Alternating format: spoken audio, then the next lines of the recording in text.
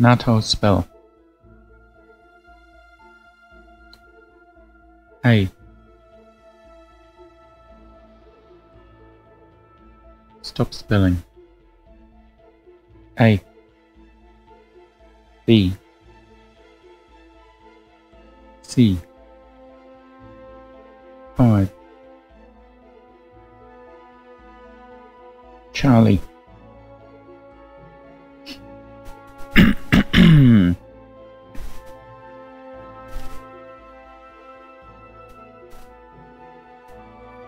Whoop.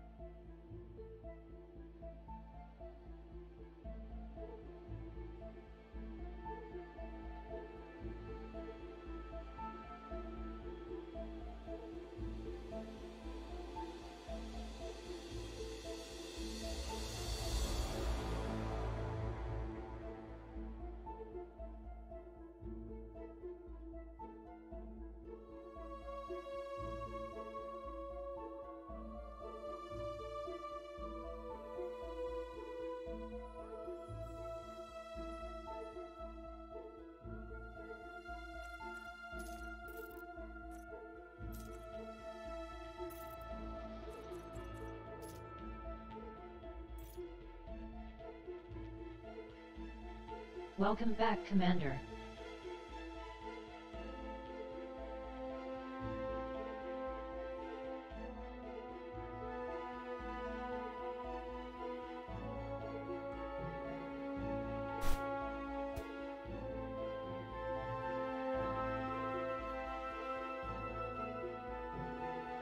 You are docked at the Orbital Station Eagle Sector Secure Facility in the Eagle Sector IR-WD1-105 system.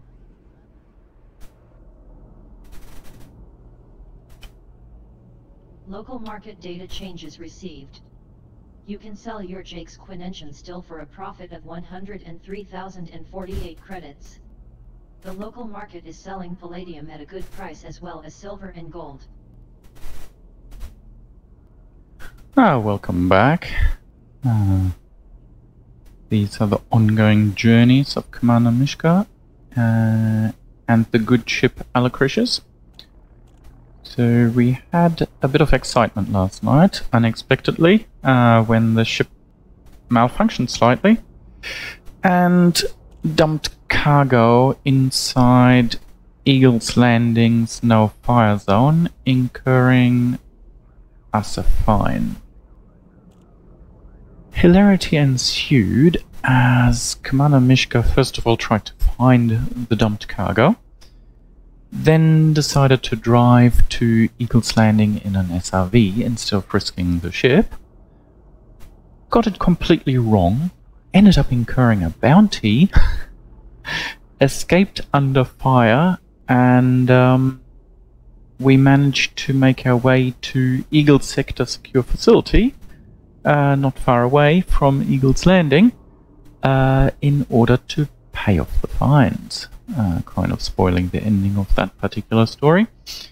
If you're interested to actually watch the shenanigans, they're available on YouTube, probably Twitch as well, but I don't know for how long. And due to some extended mucking about in the UI and whatnot, there will likely be an edited version of that particular episode at some point in the future for expedited viewing pleasures. Anyway, we're not going back to Eagle's Landing, much as I'd have liked to have visited the place, because, well, as far as we're concerned, it's a blacklisted system. Onwards and upwards. Today's goal, or at least this morning's goal, is to make it to the Omega sector here, where we will be trying to land at the Omega Mining Operations station in this system. Hopefully we won't have a repeat of what happened at Eagle's Landing. As there is nothing really of interest en route, as in no super brights, without going a fair way out of our way, we might just go directly, because, well, actually we might go directly for a while, but if it turns out that we're just treading or following an explored path, we might take a small detour, but nothing exceptional. But yeah, anyway, let's get going. Kix? Yes? Initialize systems. System initializing. System ready. Welcome, Commander. Damage report. Alacrisius is fully operational. Well, that's nice. I guess we can go.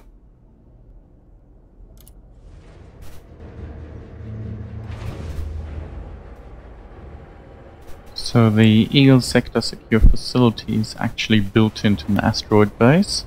There seem to be quite a few of these about these days, so I'm guessing it's nothing exceptional for people. Disengaged from local network. I don't remember docking this far away from the docking slot though. What number docking port was it? Well, never mind. I'm fairly certain we docked at the one right next to the slot up here. Retract landing gear. Landing gear retracted. Yeah, I'm fairly certain we docked at that one down there. I guess the facility moved the ship for their own reasons. So this Now playing pub.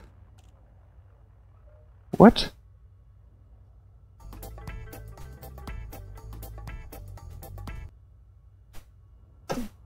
The heck is going on? That's a good start to this day. So all I wanted to do was fly in reverse a bit to show people who may not have seen an asteroid base, the asteroid base.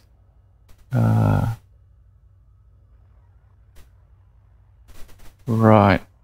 I think Kix is playing up.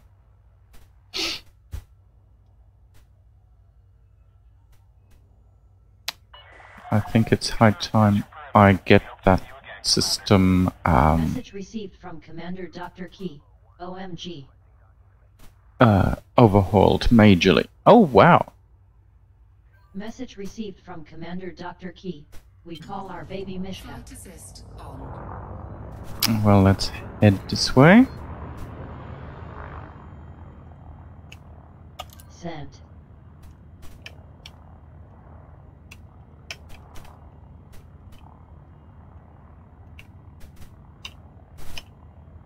Message sent.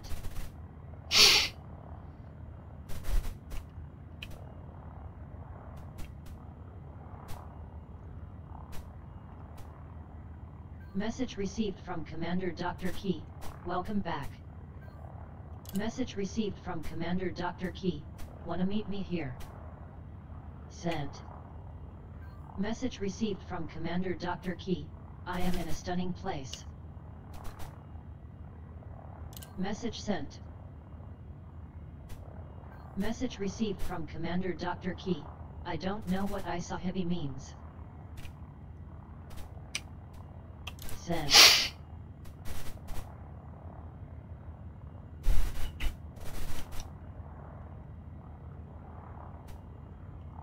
Message received from Commander Dr. Key. Wagada. Sent.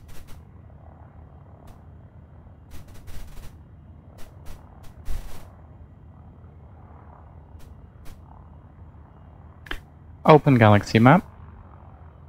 Loading galaxy information.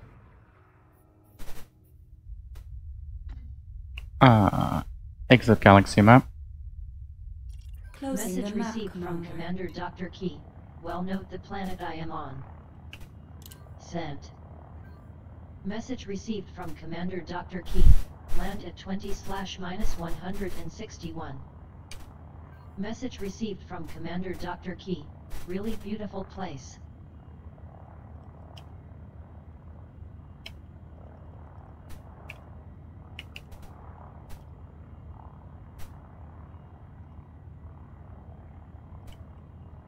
Message away. Message received from Commander Dr. Key.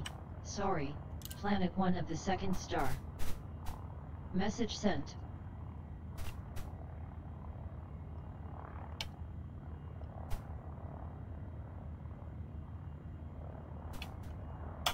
Message received from Commander Dr. Key. Yogata.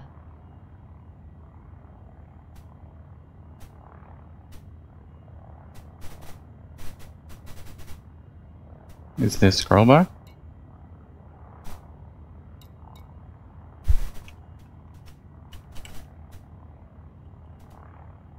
Message received from Commander Dr. Key. I haven't watched a Japanese anime for a few years now.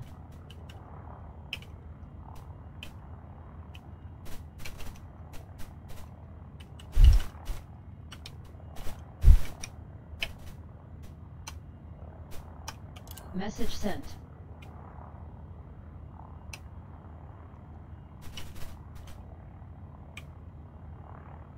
Message sent.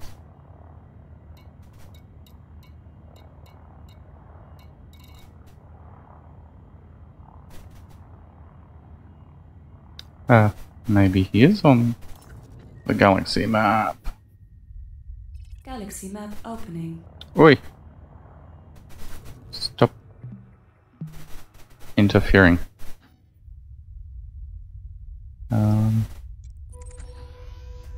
Message received from Commander Dr. Nope, Key. I don't see him. LVN 623 Sector ODSB 4. Close galaxy map.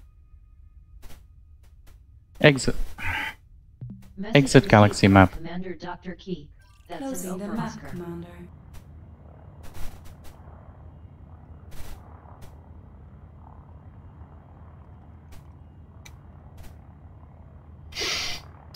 Sorry, people. Sector UDS.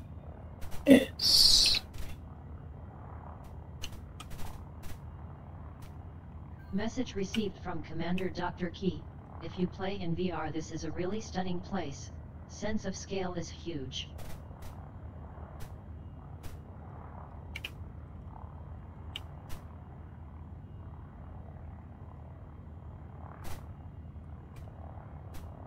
Message away.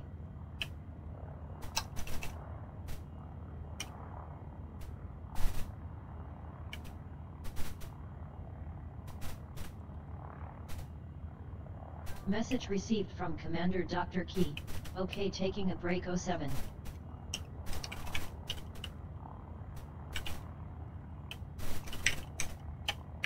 Sent.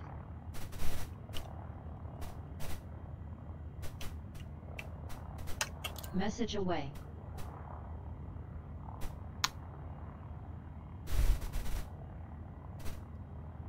Message received from Commander Dr. Key. Hope I am not bigging it up too much.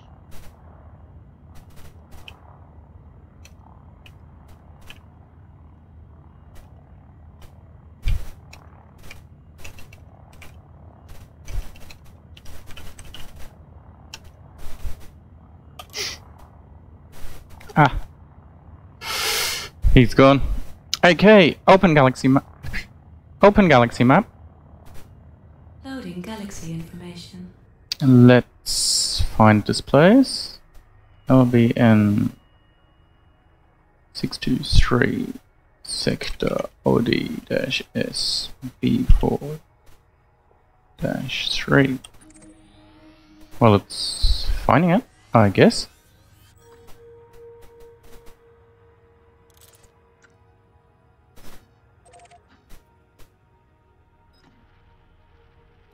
Oh, I don't have system map. Okay.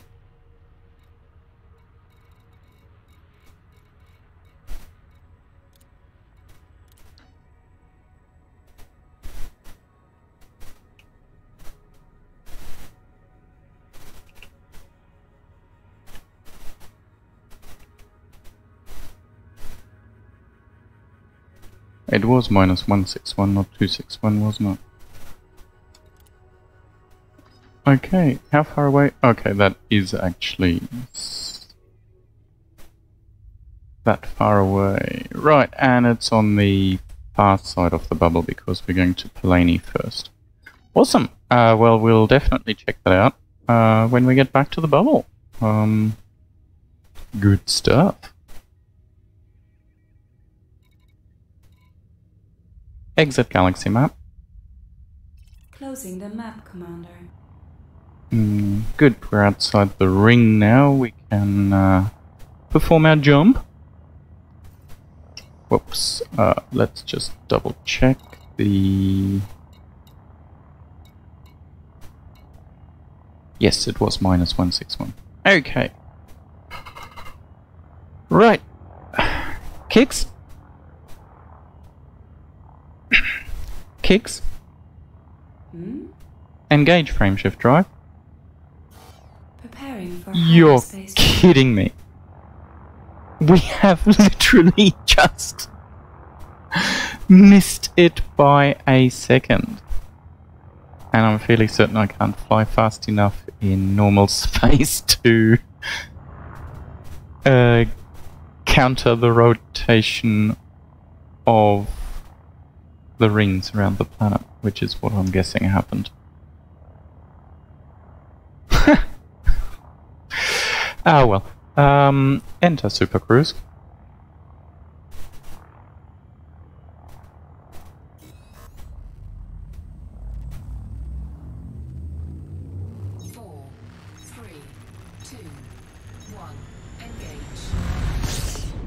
Entered Super Cruise. Engage frameshift drive. Activating frameshift.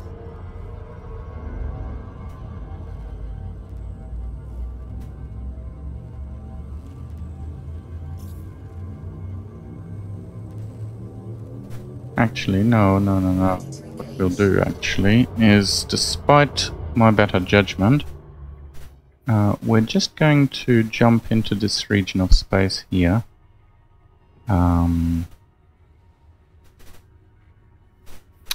So, when we came this way through Distant Worlds, I actually had scanned quite a number of these systems, and it turns out that some people have gazumped me.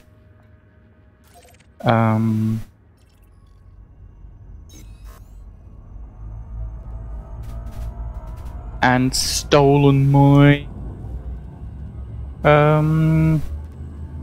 first discoveries, which I'm really unhappy about, because they included Earthlikes and water worlds.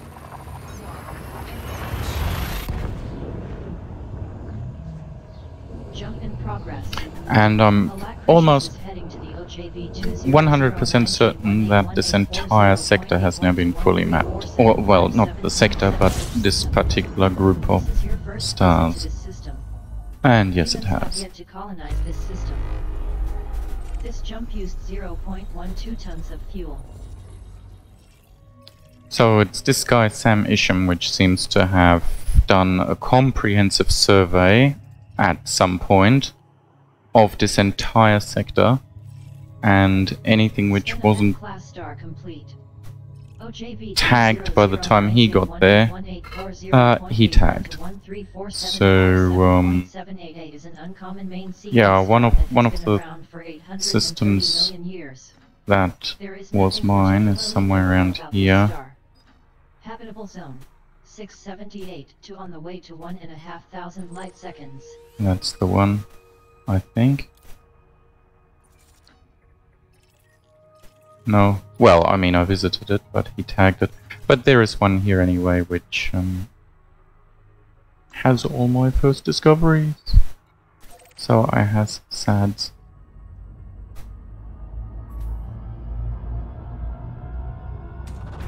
Fuel scooping.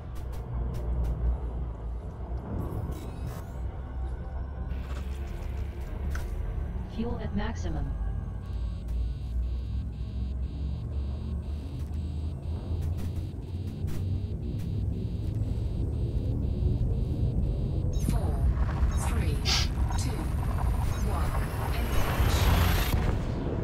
Destination confirmed.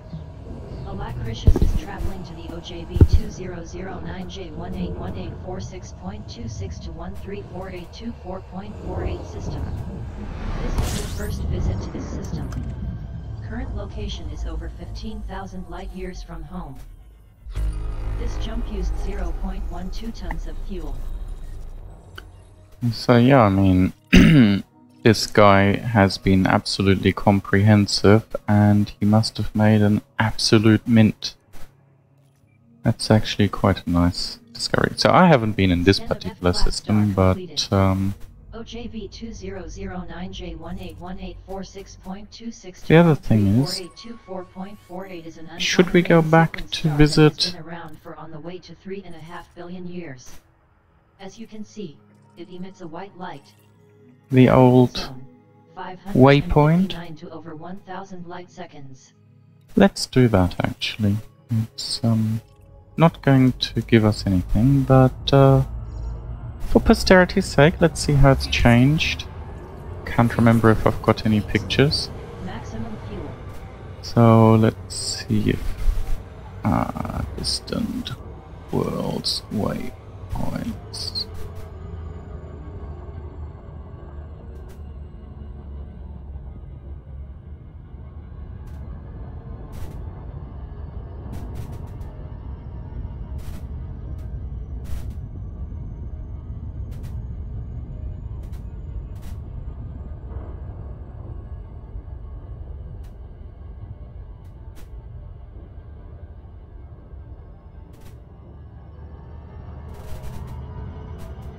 Right, here we go. So this is the Eagle Nebula. We're heading to Mount Magellan.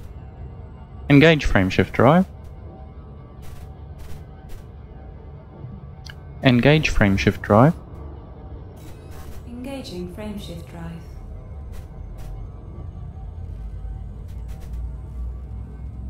So this was waypoint 4 of the expedition. It's Mount Magellan on planet 6A.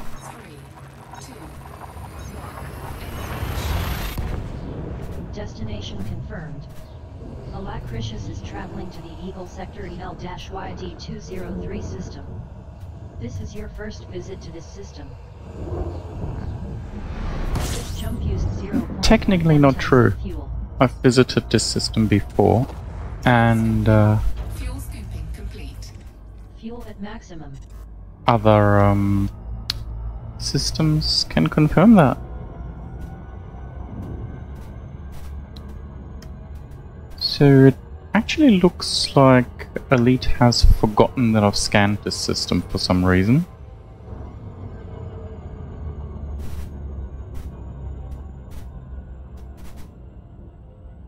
And I'm not sure why, but this is another system where I'm getting frame outs and loss of frame rate.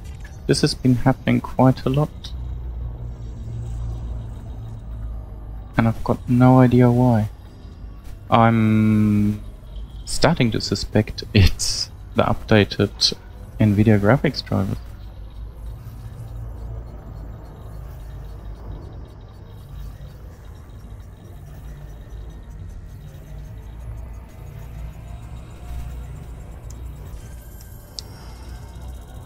Scan completed. So I don't know why. Rich body that is suitable for landing. Apparently I've lost all my scans of this system.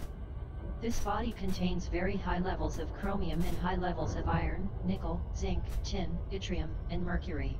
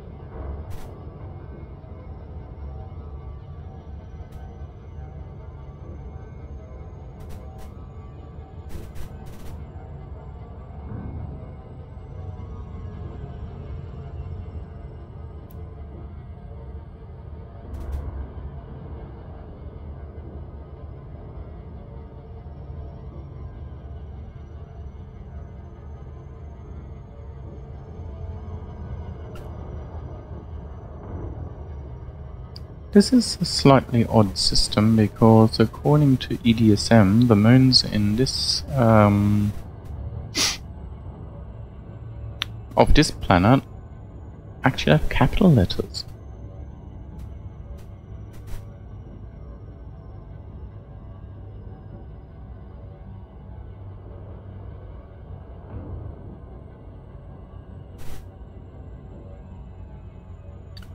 So we need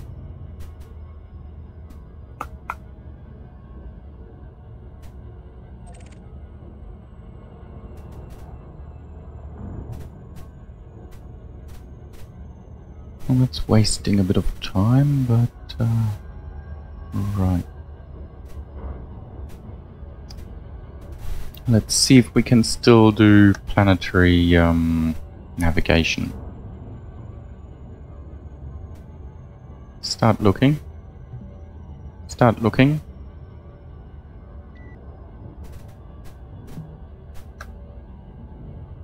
We have to go to 40167.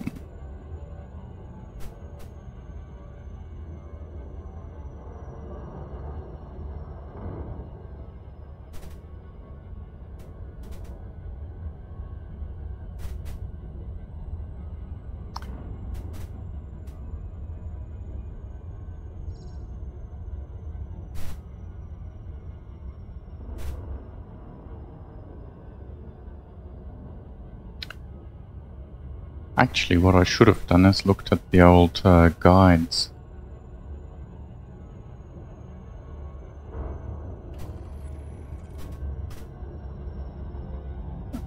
Okay, 40167. Well, we're nearly at... Orbital flight engaged.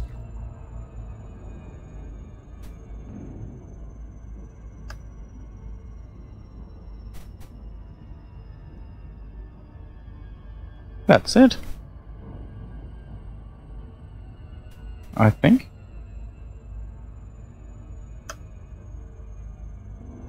Whoops, no.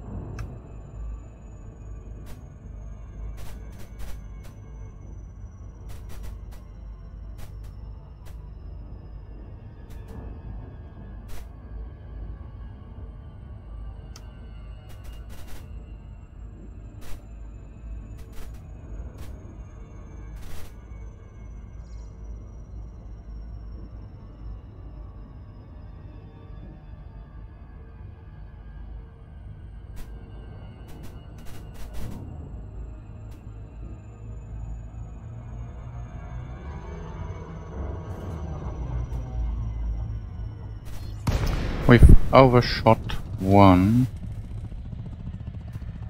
But we've got a lot to go for the other, so I really wish there was a way to stop in orbit.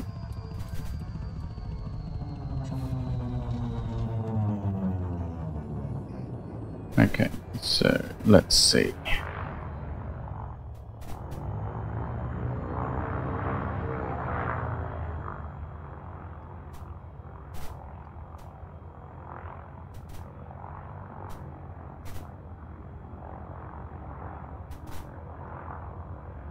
It might be that mountain over there then.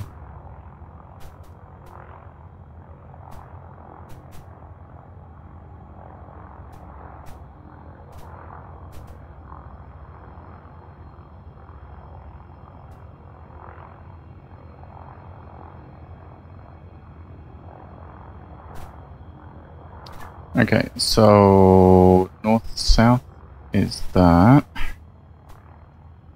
So I'm guessing we have to head 90 degrees. So it might be this mountain as well, just the other side.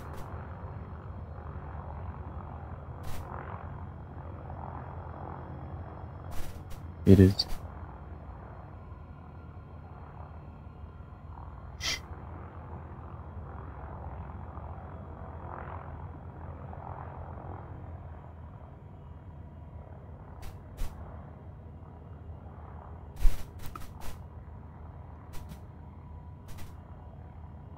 .36167.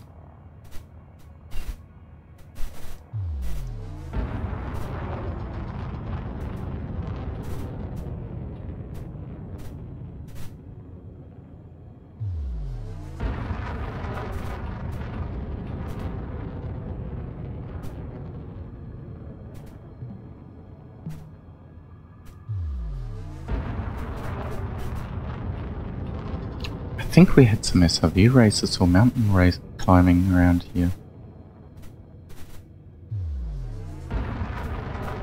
Yeah, it's the other side of the mountain.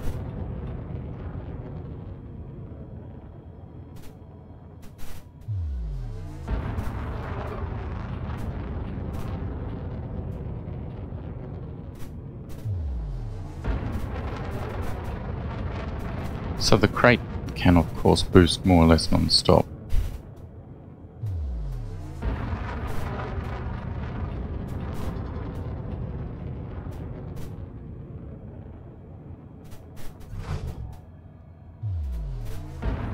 Which would be nice for this sort of stuff, but overall the speed of the ASP is faster.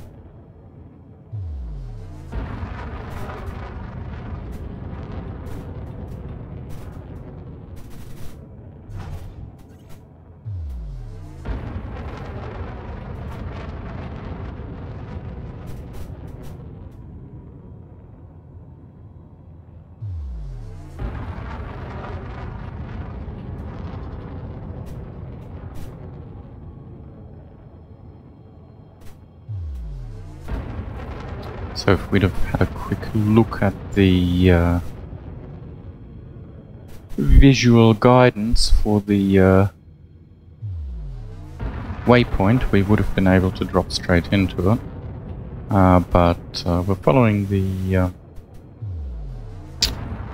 compass, which makes it slightly more difficult.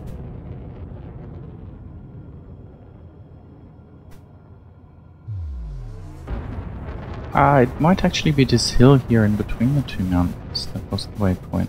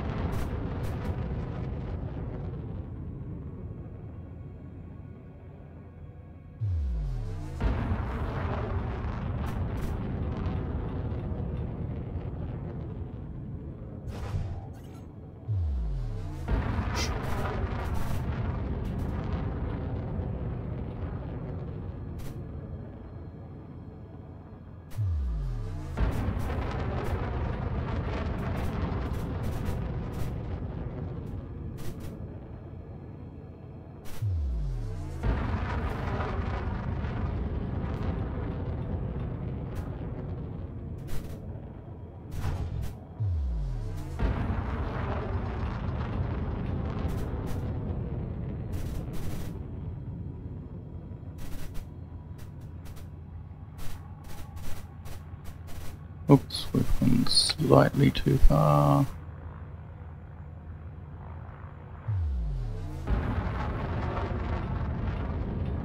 It's 40.36.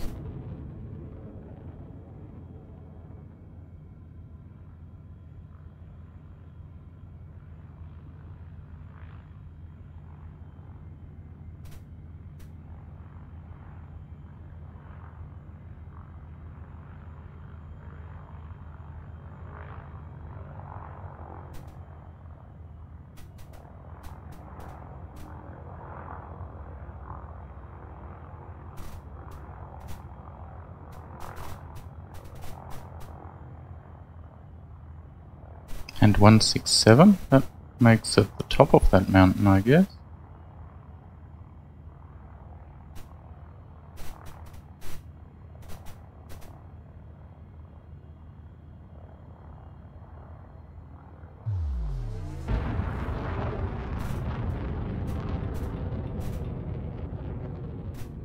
I was sure it was on the plane, but I might have it confused with a different waypoint.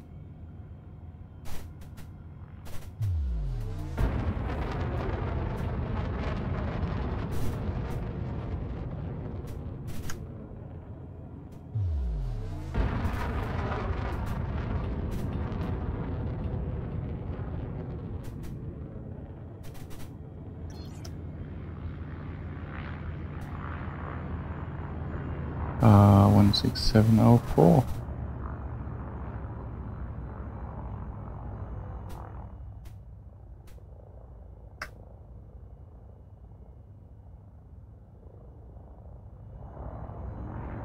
Well, that'll be a challenge to try to land here.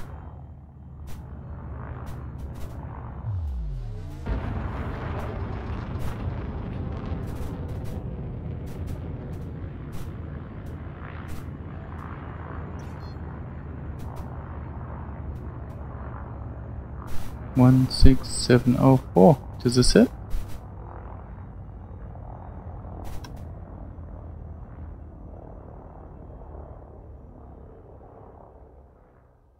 Well, I'm fairly certain we can't land here, so either the terrain generation has changed, or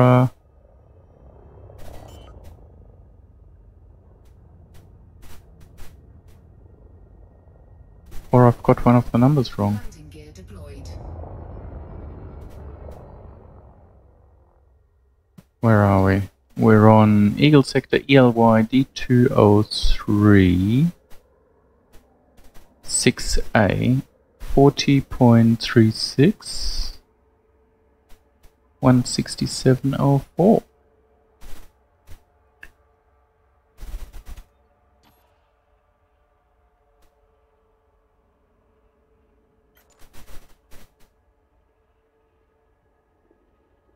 Well, maybe.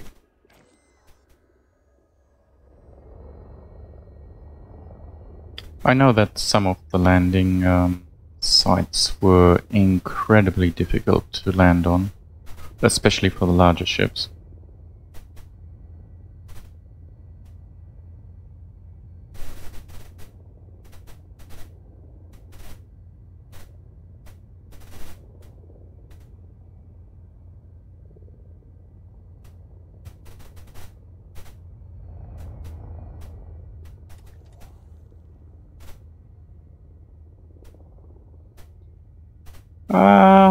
Yeah, I mean, it's possible.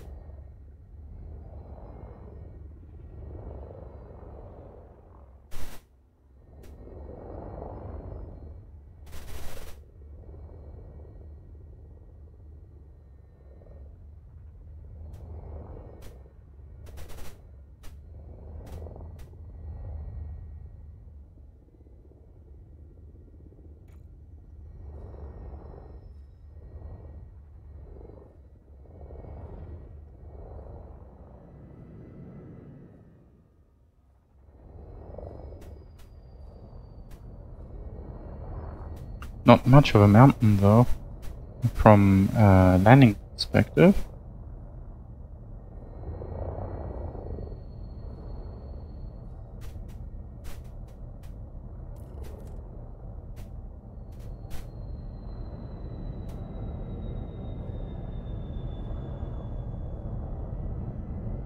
And I don't really remember.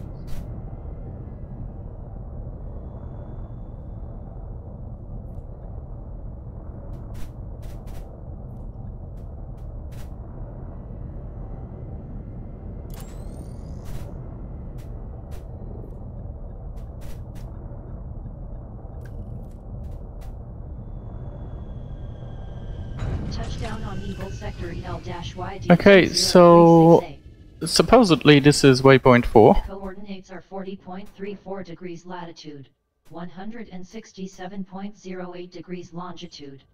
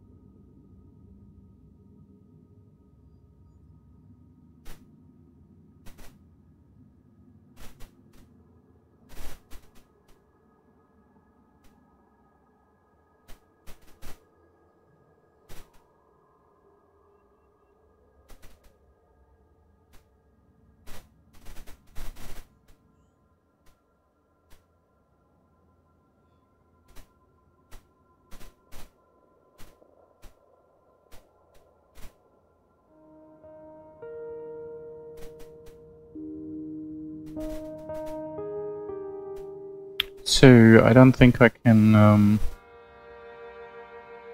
blend in video, but I've just found a video of the waypoint. And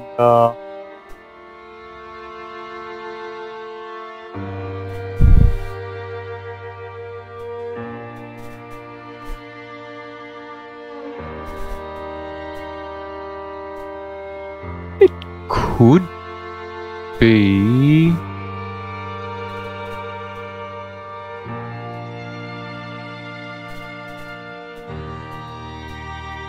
No.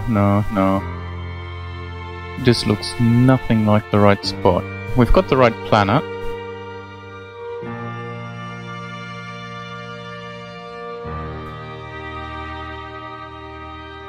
Oh wait.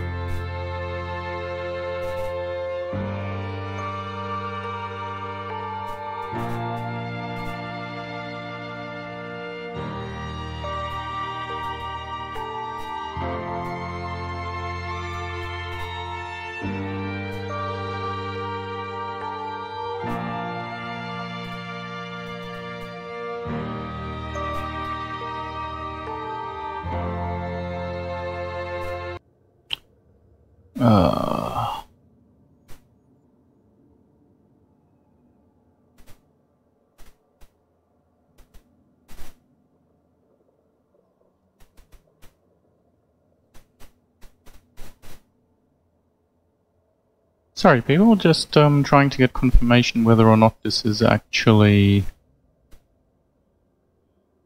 the correct spot.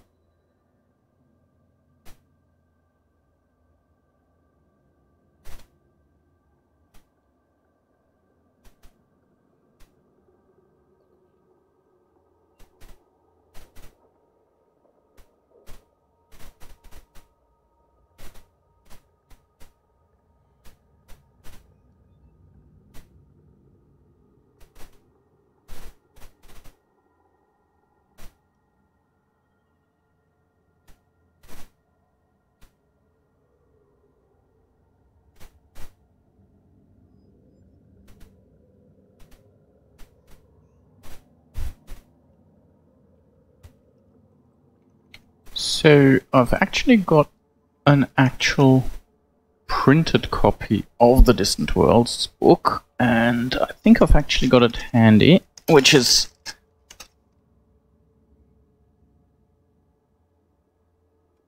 no, I don't. Where is it?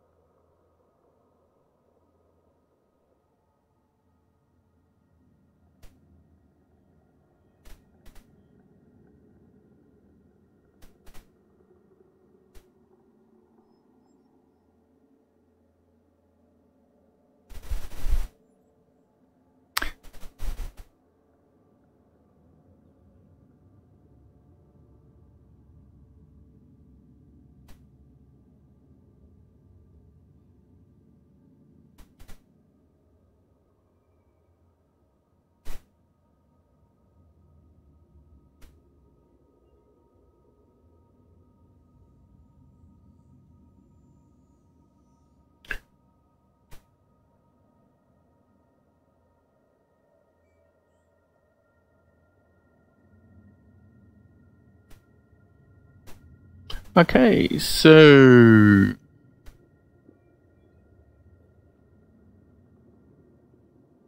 I've just found the guide to get here, and I think it it has changed. So what we're going to do is we're going to do a reverse launch and do a reverse video of where we are. But yeah, I think the waypoint has actually changed. We've now got this little crater where the original waypoint spot was.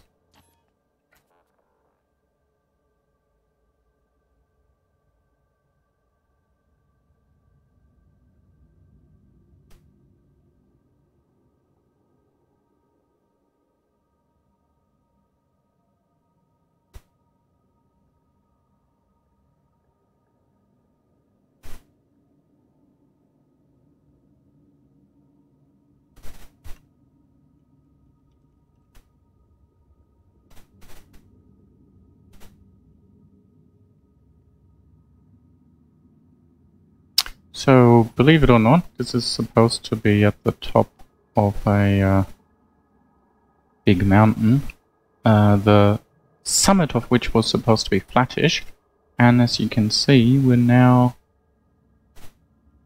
inside a bowl, actually, on the summit of the mountain. So, I think we're still at the correct coordinates.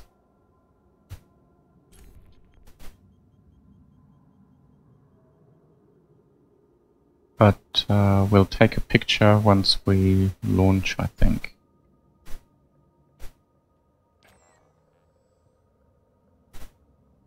Okay, well, that was interesting. Liftoff. Landing gear retracted.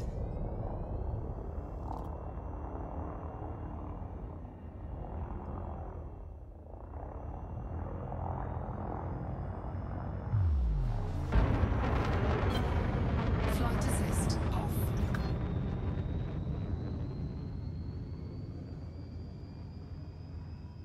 So, that depression there is now the summit of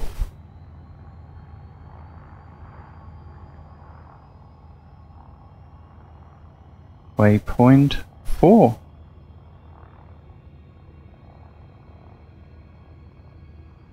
According to the coordinates, anyway.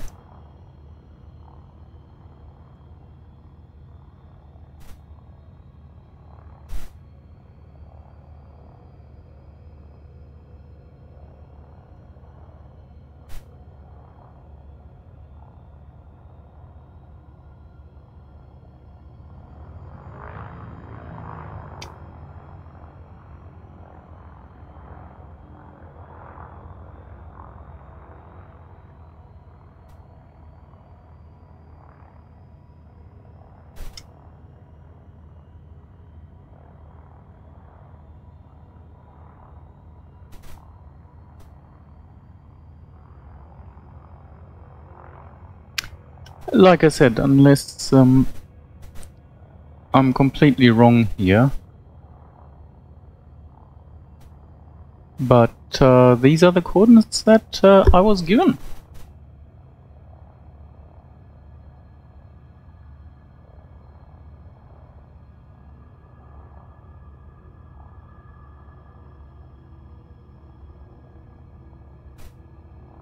There is, of course, the marginal possibility that the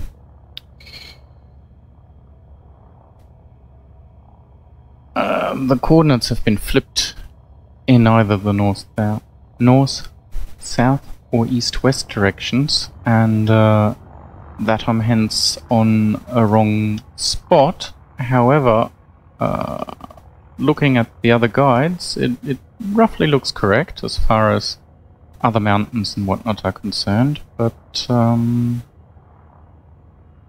mountain itself has changed rather drastically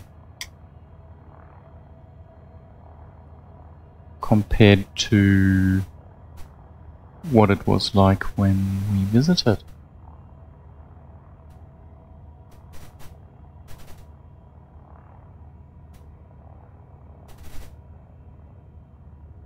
So there's the other mountains in the area.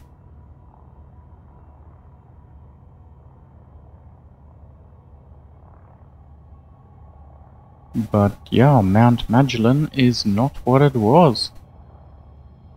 So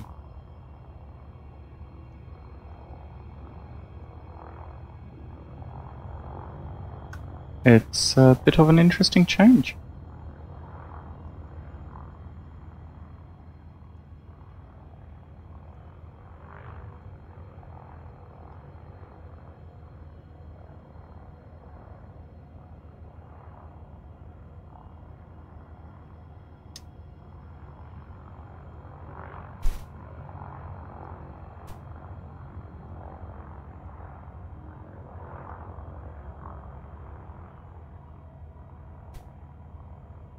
So the spot where we landed is roughly on my pip here.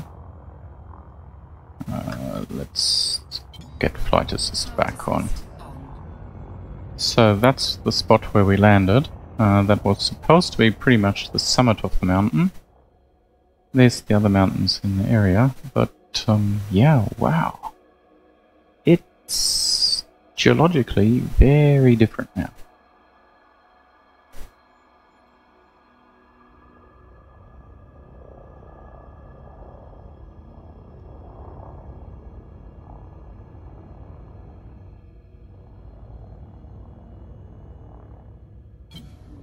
Flight assist off.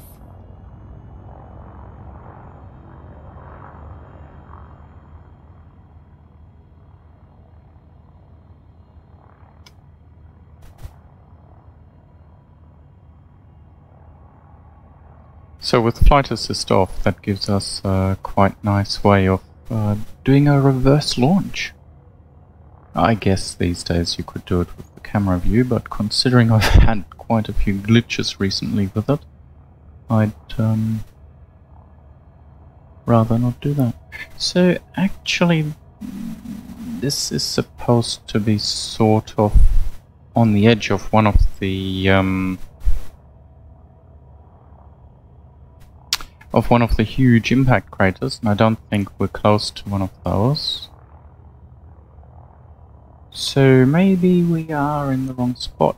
So what we're going to do is go back into Super Cruise and see if we can visually find it and see what's what. Start looking. Start looking.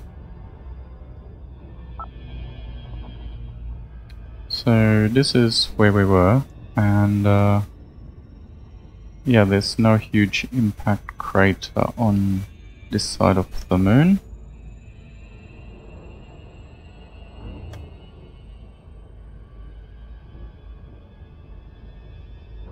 But I think I saw one when we... Yeah, there it is, there it is.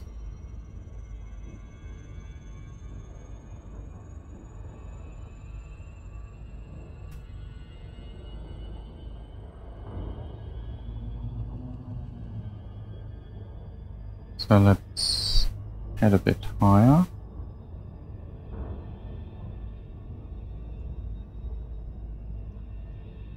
Yeah, so this looks like we were in the right area. Why can't I stop? How are you supposed to try to take a picture if you can't stop? I'm literally at the slowest speed possible.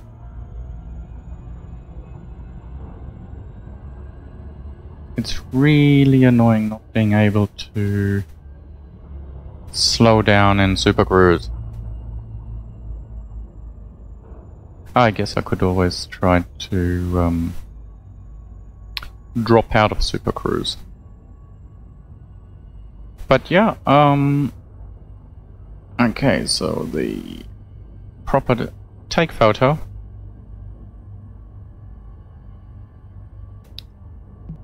Take photo. Sure thing. It does look a little bit different, to be honest.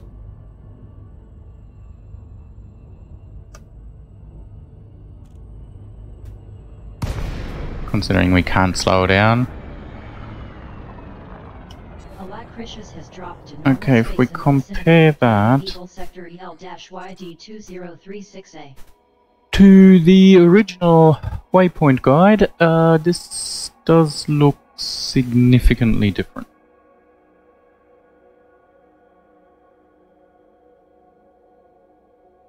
But we are roughly at the correct coordinates.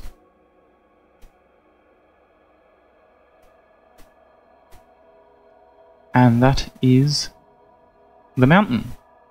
However, there's a mountain range missing around here. That mountain's there. This mountain range looks completely different to what it used to. that's Mount Magellan. That looks roughly correct, but yeah, this looks similar and yet different.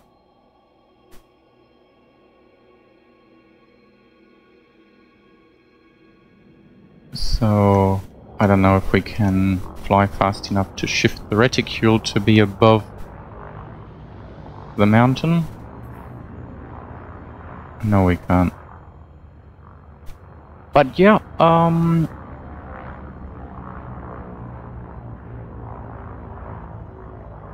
this literally is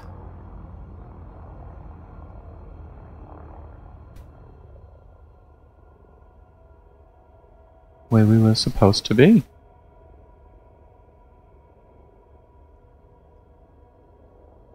Take photo.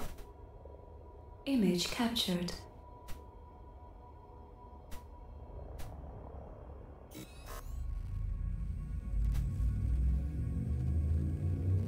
Ready to engage. 4, 3, 2, 1. Engage. Alacritius has jumped to Super Cruise.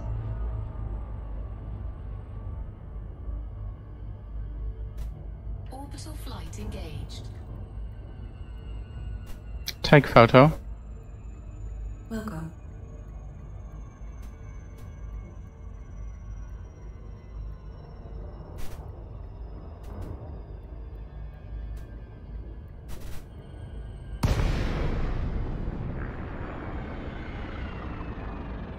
Alacritius has left So, yeah. Planet Eagle Sector EL-YD2036A. Things have changed. I mean, the coloring of the place is completely different. The craters are different. That is sort of disappointing. Anyway, that is enough time reminiscing. Target next system. Next route point plotted. Oh. Open galaxy map. Loading galaxy information.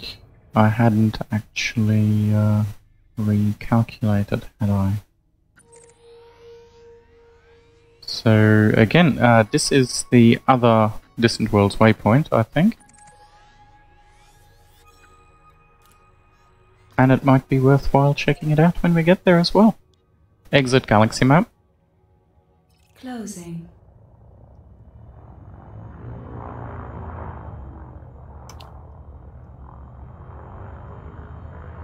Engage frameshift drive.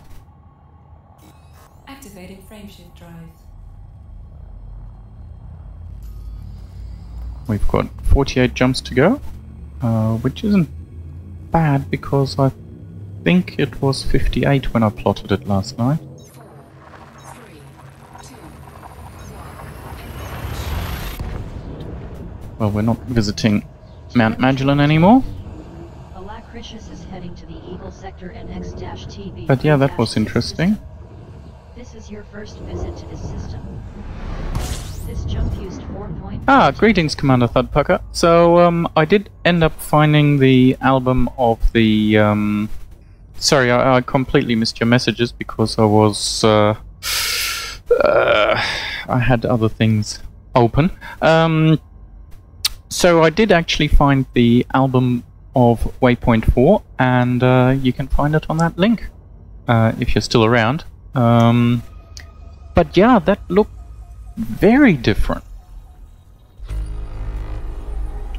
So obviously the galaxy itself hasn't changed, but the bodies on it have. At least in detail.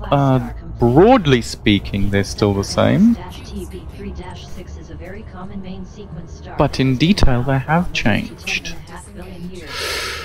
It is an average example for such a star.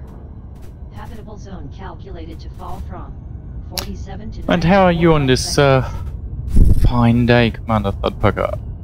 Well, Actually, it's the early hours according to international...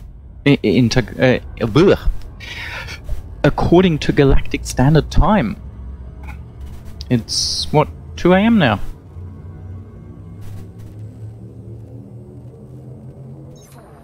3, 2, 1. Destination confirmed. Alacritius is en route to the Eagle Sector EQ-YC-43 system. Arrival star is not scoopable. This is your first visit to this system. Scan system. Jump used 4.8 tons of fuel. Scan system. Scanning. Open system map.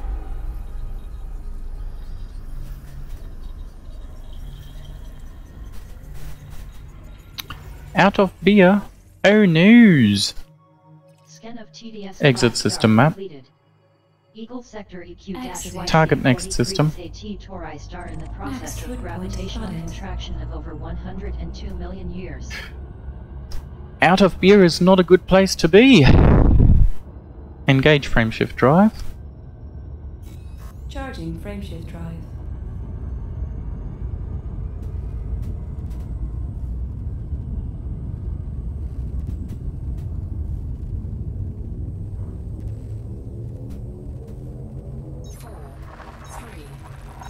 So once we get to the next waypoint, I think I might Destination confirmed. take a break for a few hours and Sector EA-ZB4 see about This is your first upgrading the visit. ship a little bit. I'd like to add liquid cooling to the core systems. Jump used 4.5 Scan system. tons of fuel. Scanning.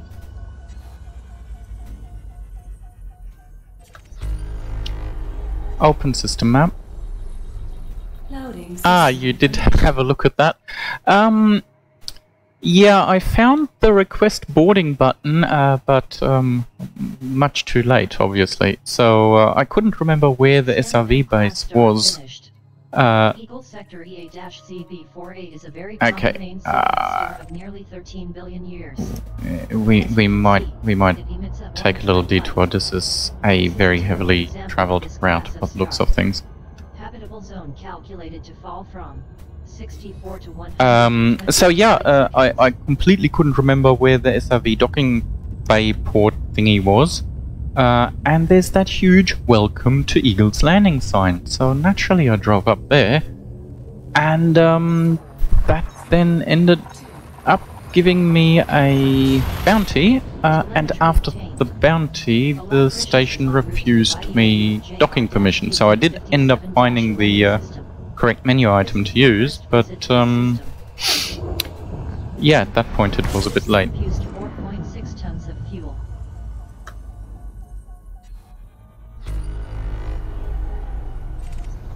Fuel scooping.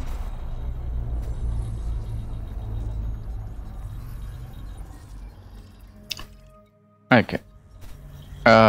This is silly. Scan of M-class star complete. We were just going to follow people here, aren't we? Do I go up or down? Where This are is a typical example of this class of star. Habitable zone calculated at 64 to 128 light seconds.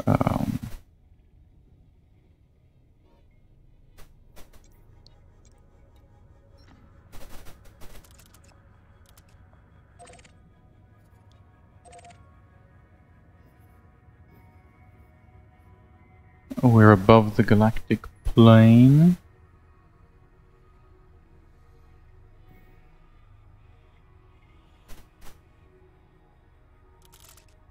So let's see if we can find Fuel scooping. something semi-interesting. Alacritius is now at 100% fuel capacity.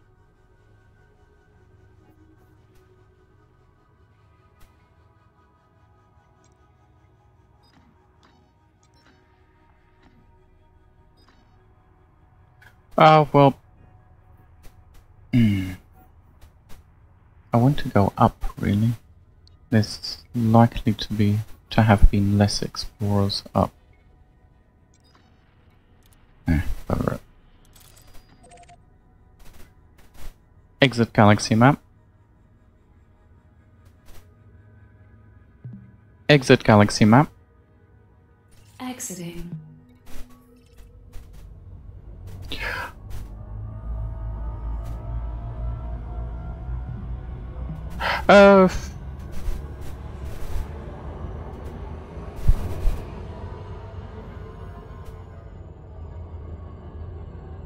Yeah, no, I did find it's actually called request boarding or something like that instead of request docking, but it is in the left panel, not the lap panel. So,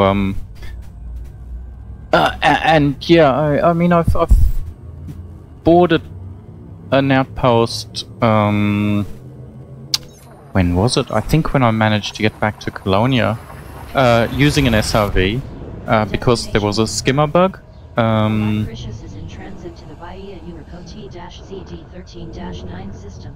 But down is where the neutron stars are, so I would have thought everybody heads down to the neutron stars.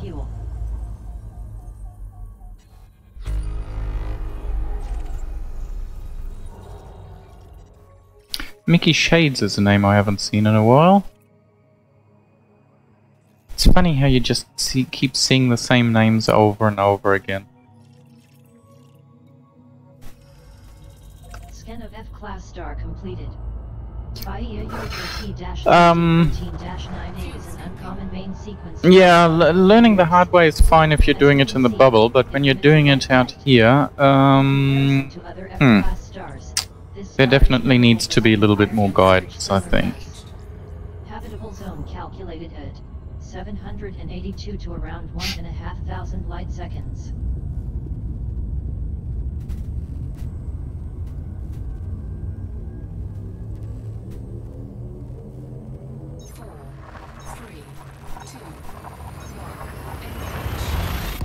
Destination confirmed.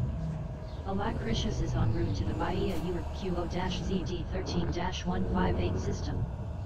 So while the neutron stars are probably all scanned as well, at least we'll be a bit quicker. This jump used 1.1 tons of fuel.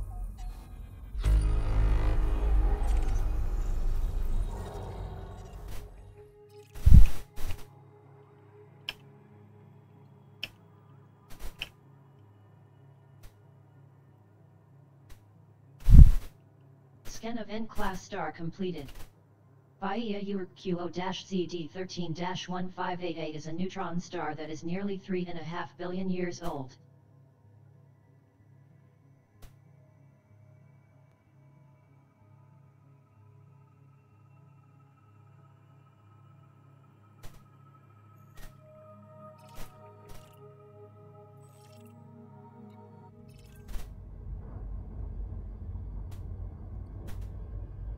Yeah, Nip-Nips. I've come across Nip-Nip before.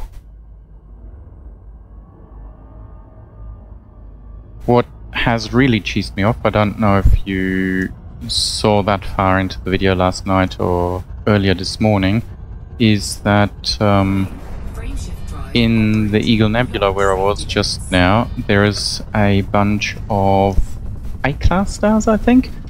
Or F-class stars? Well, I didn't mean to go right into this. I've never actually gone inside a huge jet cone before, but yeah. No worries. May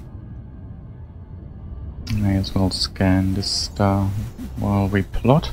So yeah, what cheesed me off, in fact I can show you, is, well,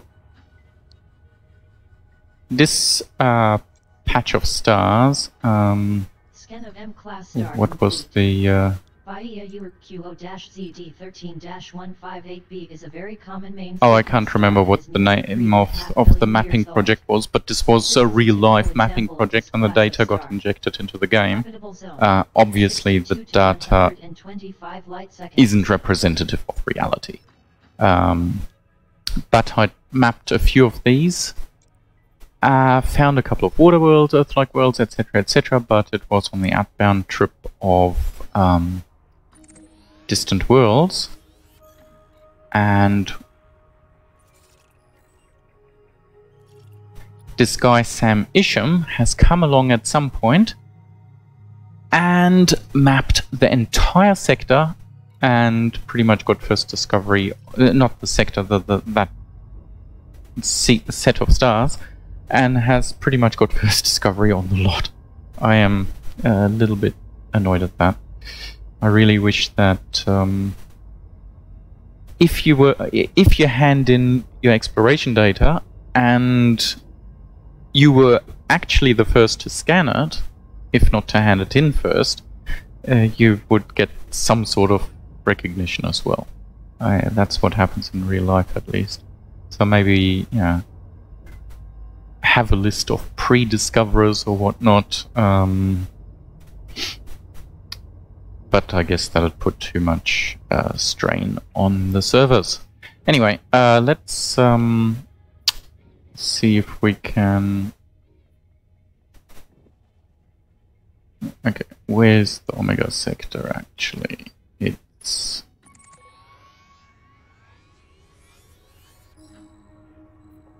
It's at -69, so let's see if we can find a neutron star below it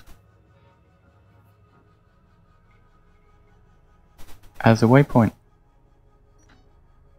Or an O-class. I'll take an O-class.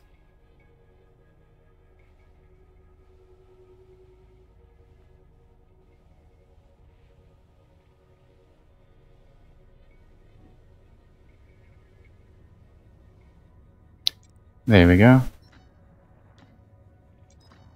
Let's plot to that. And hopefully we'll get slightly less...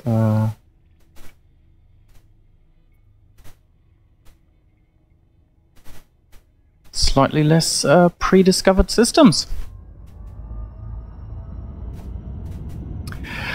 Yeah, I spent a lot of time at Beagle Point. I was kind of hoping Jax would jump there so that I could get the jump on people heading back to the bubble, and, well, we all know how that turned out.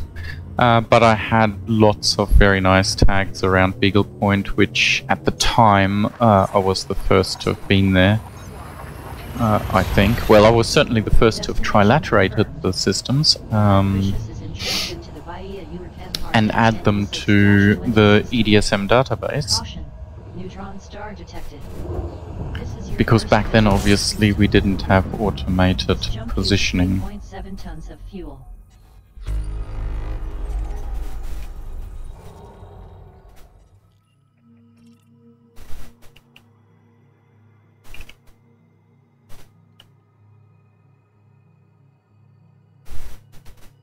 Scan of N-class star finished.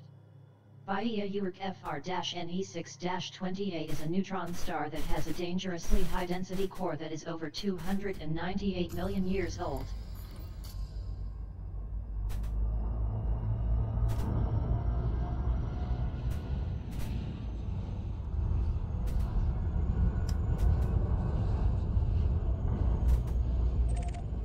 Warning, frameshift drive operating beyond safety limits. Frameshift drive supercharged. Frameshift drive boosted by 400%.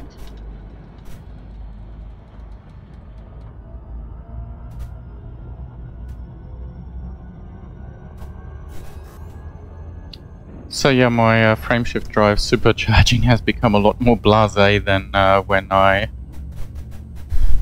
first embarked on this trip. I guess I've got a lot less to lose now as well. If I do get in trouble, I've only got a few thousand light years at most to lose instead of tens of thousands of light years.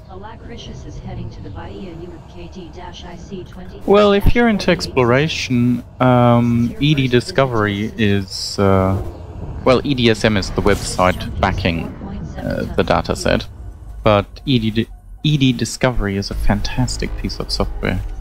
Of course, that predicates... Ah, there we go, we're into unexplored space, and we've got a water world. Bingo! ED Discovery is a desktop application, so obviously only applicable if you're a PC commander. But I can highly recommend it as an explorer, and these days even as in-bubble support, because it has support for missions and engineering and all sorts of stuff.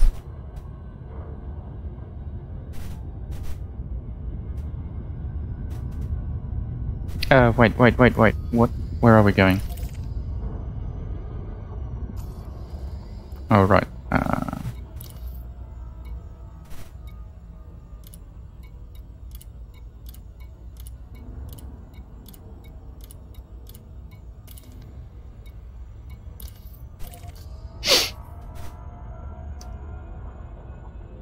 We obviously need to tag our water world, not just keep going. Now that we've actually found an undiscovered system, would be rather silly to just barge off without actually grabbing it.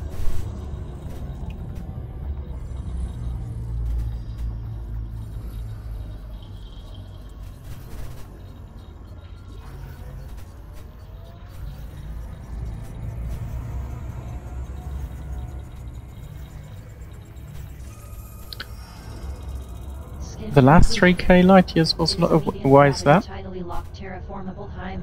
I'm finding that the closer I get, sort of the quicker it gets, because there's more tagged stuff, so I don't bother with scanning as much.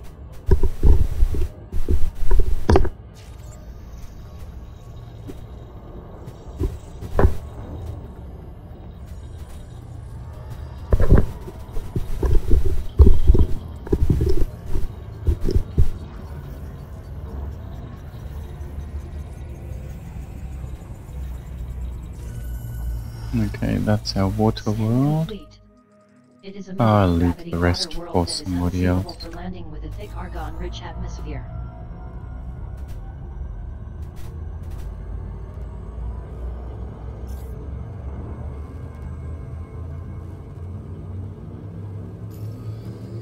So we've got 33 jumps now to get to our destination, which is still a bit away from our final destination, but I think we've actually shaved off jumps by replotting here. I think we've got a few more neutron star jumps. This jump used 4.4 tons of fuel.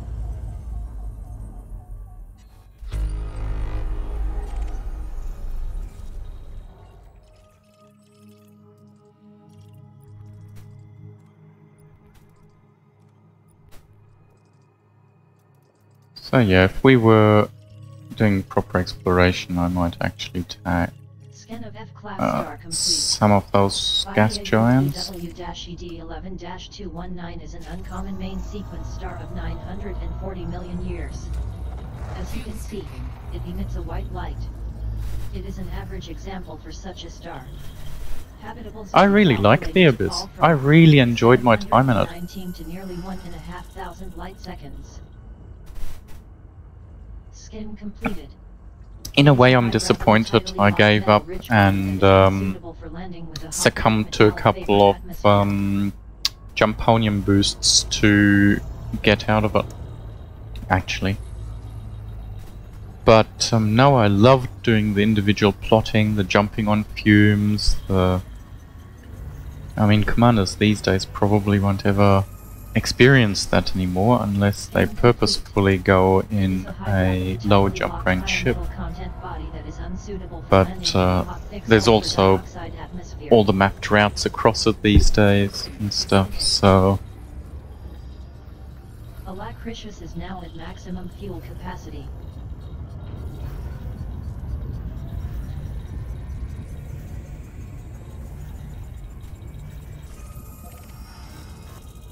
Scan completed. It is a medium gravity tidally locked metal rich body that is suitable for landing with major iron magma flows. It has a rotational period of 7. So why were the last 3 Kylies so bad for you? Is it just because everything was tagged, or...?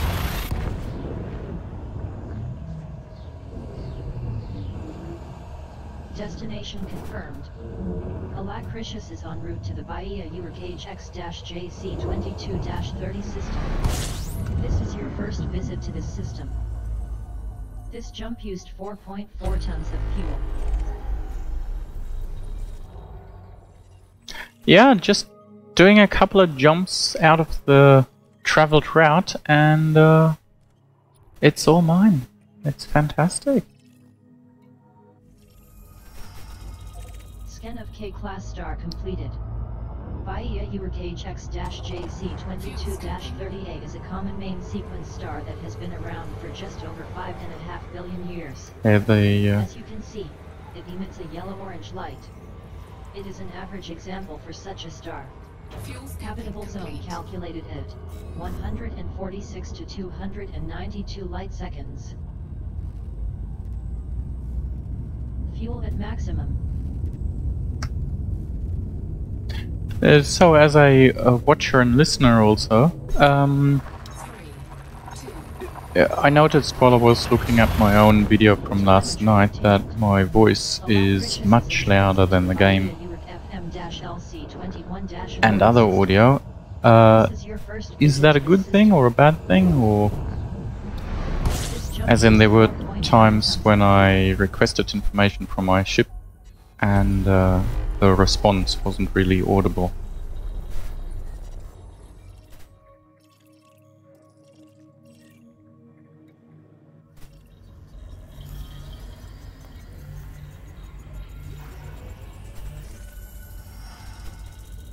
Scan of G-Class star complete. Bahia Urk FM-LC21-40. Route plotting has an issue 3k light years from the bubble? Really? I don't remember that. It is an average example for such a star. Habitable zone calculated to fall from 312 to 623 light seconds. Maximum fuel. Sorry, are we talking about the Abyss right now, or about the last 3,000 light years from home? Suitable for landing with silicate magma flows. It has a rotational period of 3.9 days. This body contains high levels. So obviously the Abyss's route plotting is abysmal. Haha. But yeah, I pretty much did individual plots, as in one jump at a time. You don't know how elated I was by the time I was able to plot 1,000 light years again. That was amazing. But yeah, okay, so my question was, you mentioned that the last 3,000 light years back to the bubble were the worst for you. Why was that so bad?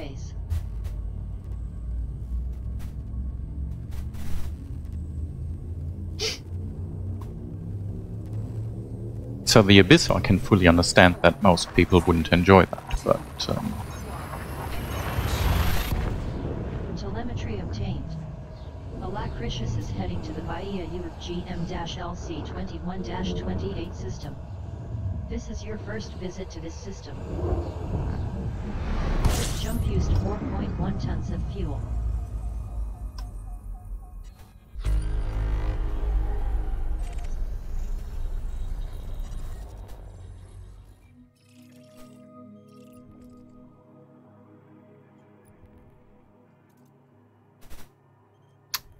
I never know about these. They're probably ices, but they look a little bit off color, so that they can almost be, but they're not, a cloud-covered ammonia world or something. Common main sequence star that is over 4 billion years old.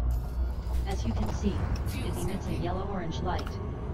Habitable zone calculated at 282 to 506. So interdiction starts 3,000 light years out? Well, I guess I'm going to have fun. I've had a few when I was approaching these stations, so... But yeah, I'm 6,000 light years out, but I guess there's stations and waypoints everywhere now. Jump in progress. Alacritius is in transit to the Bahia Urk CG-NC20-2 system. This is your first visit to this system. Interdictions shouldn't be a problem if you're not tons of fuel. carrying cargo, or at least these days I think that's the case. Unless you're flying in open and you're scared of human interdictions, of course, and they're of course much, much worse. Scan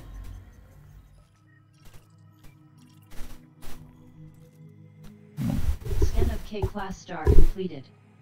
Bahia Urixi G-NC20-28 is a common main sequence star of just over 1 billion years.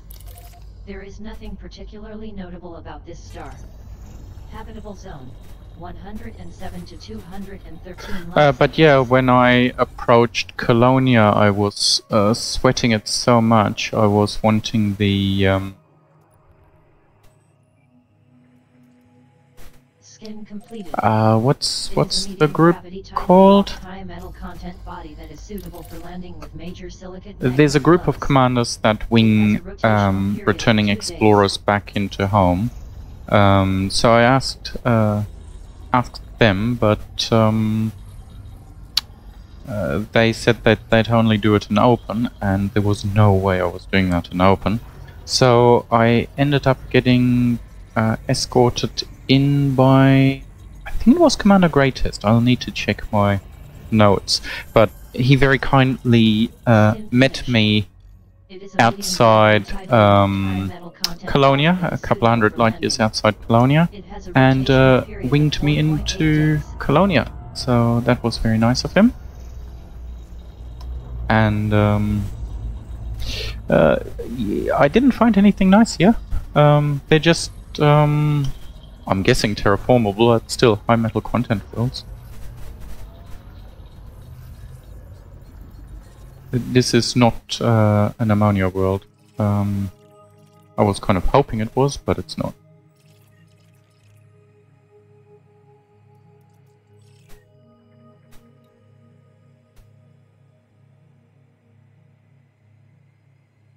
Skin finished. It is a medium gravity tidally locked high metal content body that is suitable for yeah, the rock rats, brilliant. I did a lot of prospecting with them. Had a brilliant time with them.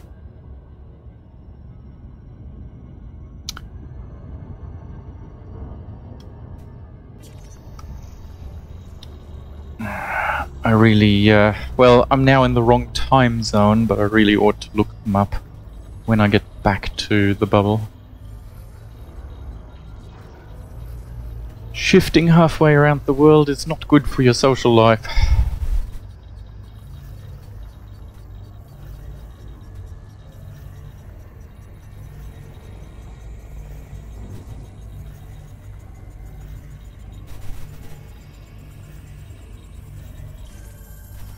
See, just a high metal content. complete. It is a medium gravity tidally locked high metal content body that is unsuitable for landing with a hot thick carbon dioxide atmosphere. Not even terraformable.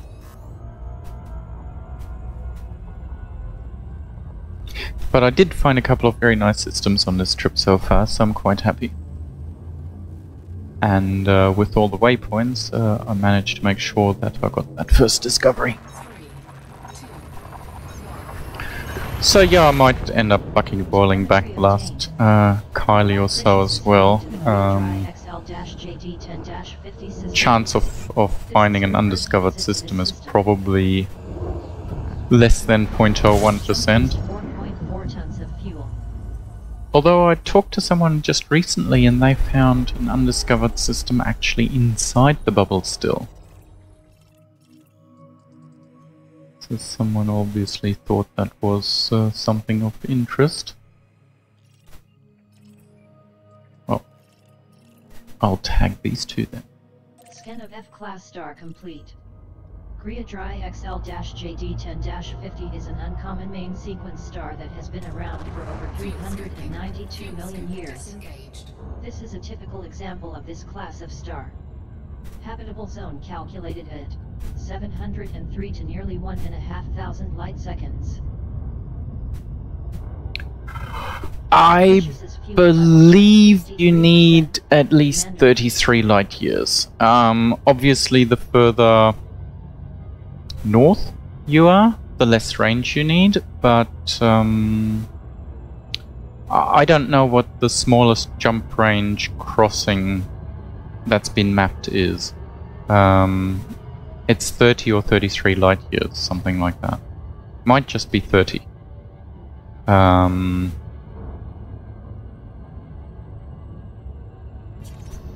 So if you're going in an 18 light year ship, you definitely want to pack a lot of jumponium.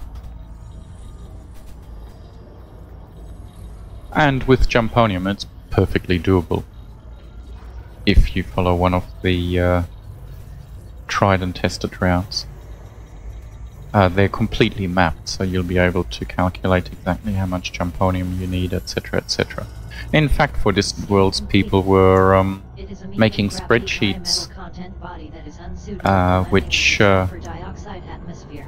you put in your ship's jump range, and it told you a couple of different options and how much of each level of jumponium you needed to get there.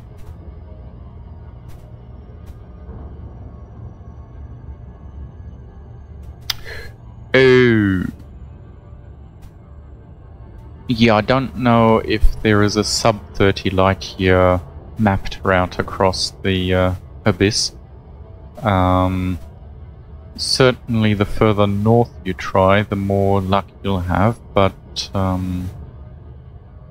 where are you actually trying to get to? Because you won't get to Beagle Point without jumponium in that.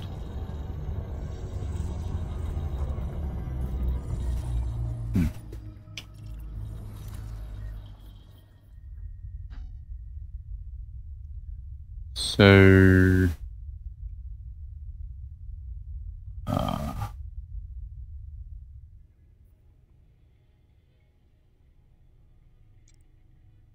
Skin complete. It is a medium gravity terraformable high metal content body that is unsuitable for landing with a sulfur dioxide atmosphere. Oh! That's a nice system. I forgot about that. I thought this was powder or something. Ah, no, never made it there. Okay, so I'm not entirely sure why I left this one bookmarked. I thought maybe that was the end of my Abyss route, which is this here. Yeah, I think this is powder. Yeah, this is powder. A ringed Earth-like. And lots of other interesting stuff in this system. And I actually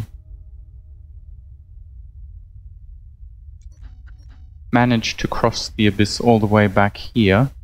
No, this is not Route 33. Route 33 is here. Or is it?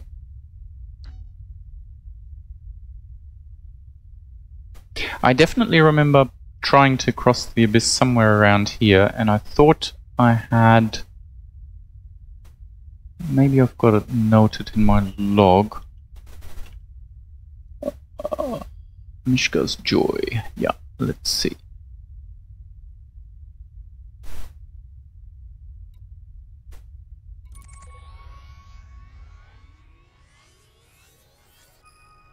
Right. So this here, I'll actually tag it.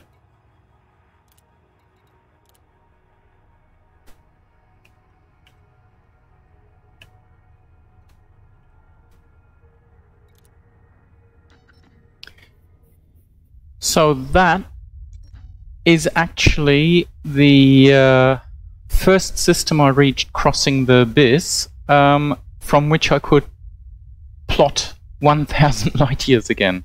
And I wiggled my way across the abyss somewhere here. Well, obviously through this system as well. And I think this one here might be a view in the blue then. It's a little... Yes, it is. It's a planetary nebula. Around a black hole, and I didn't end up managing to plot from here to there. It was just too sparse. And I think by that point I sort of had enough anyway. So,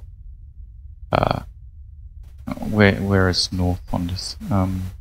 Well, if we call this south and this north, then yeah, the further east you go, the easier it gets. And I think this is Robingo Crossing or something like that. And Route 33 is just around here, and I went another couple of hundred light years further west, trying to find a new Route 33. And I may have actually tried to do it from Poda. Yeah, that's Poda. I may have actually tried to do it from Poda.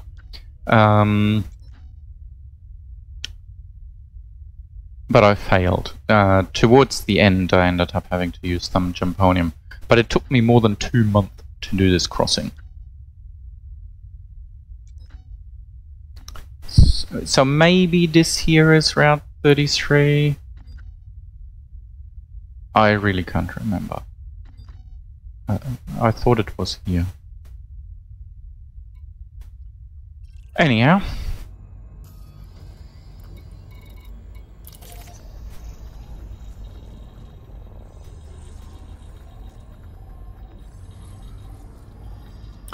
I had a lot of fun doing that.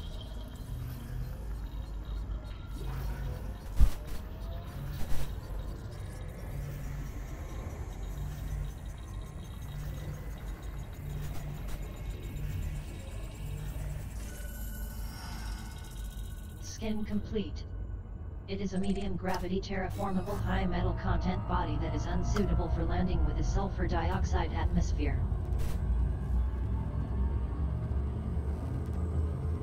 No, I only crossed the abyss twice. Once on the way to Beagle Point and then on the return leg. Although I did explore in quite a reasonable amount of detail the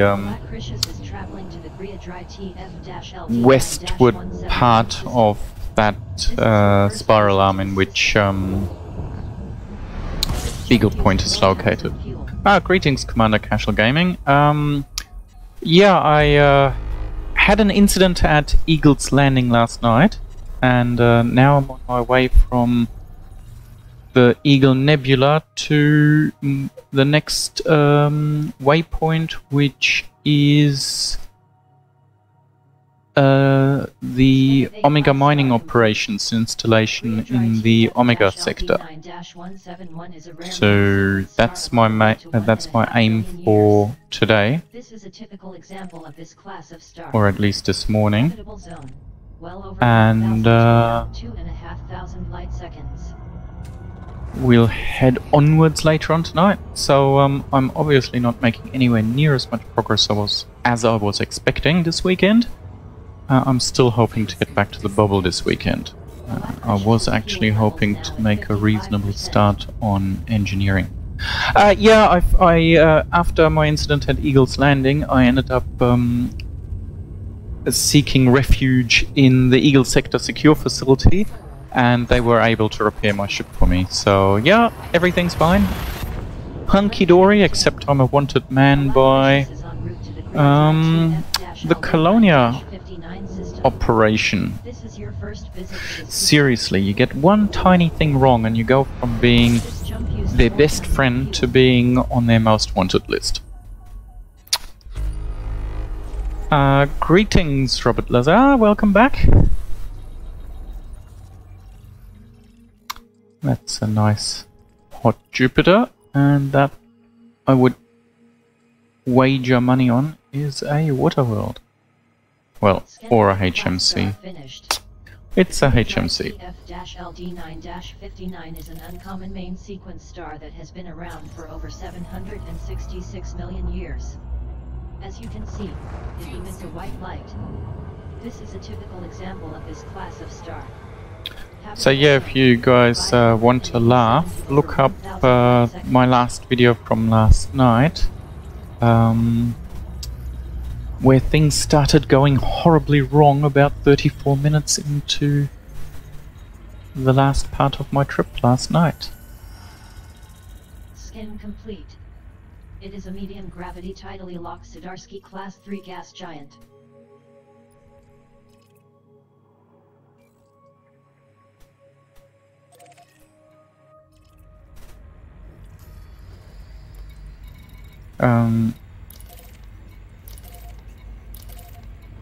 Fuel scooping complete.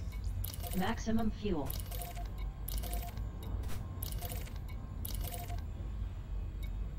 So yeah, these are all high metal content planets. Some of them may be terraformable, so if you're after money, this is probably a good system to stop off in.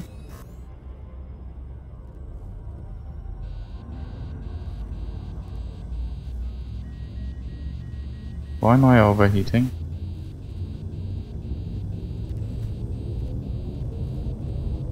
Ah, that's okay. 3, 2, 1. I'm still about 6,000 light years from the bubble, but heading there rapidly. This is your first visit to this system. I've still got a few waypoints to do. I definitely want to check out Attenborough's watch.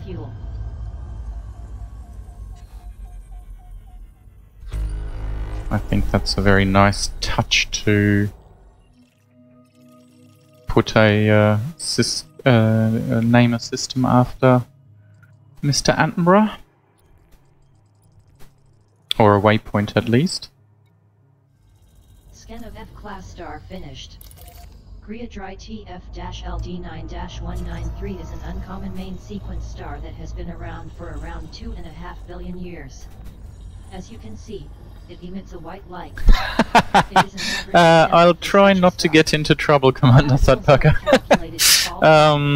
Likely any trouble is going to happen when I start approaching Omega Mining Operations base.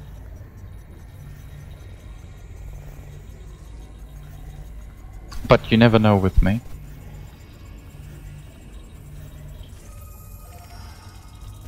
Skin finished.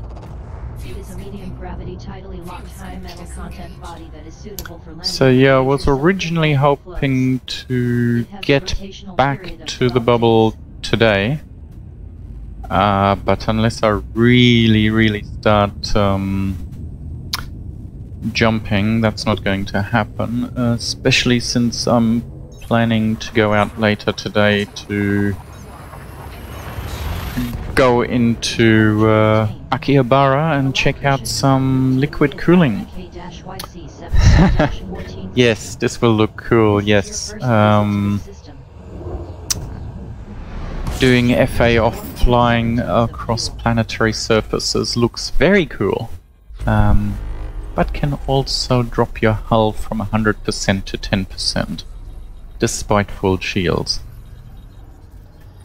I didn't quite have that, but at Beagle Point I dropped my hull down to 60% or so from a single mistake. It did look cool though. 1.5 billion years. As you can see, it emits a yellow-orange light. It is an average example for such a star. Habitable zone calculated to fall from 206 to 411 light seconds. 3, 2, 1. Telemetry obtained. Alacritius is en route to the Griadry QZ-MD8-30 system. This is your first visit to this system. This jump used 4.6 tons of fuel. I thought there were more neutron star boosts along this route.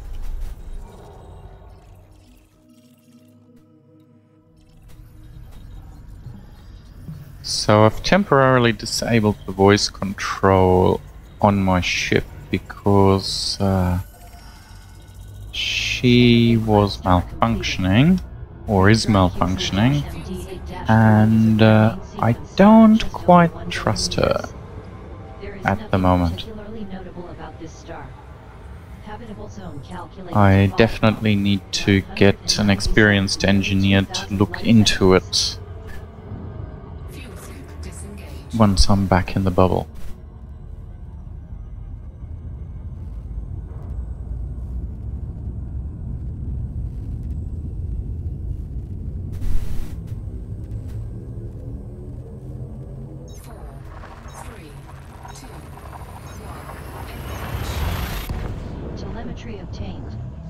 Alacritius is traveling to the Griadry QZ-MD8-218 system. This is your first visit to this system. This jump used 4 tons of fuel.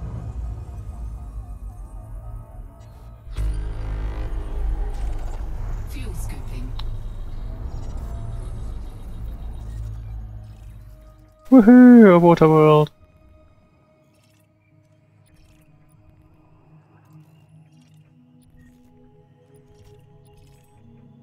Scan of K-class star completed.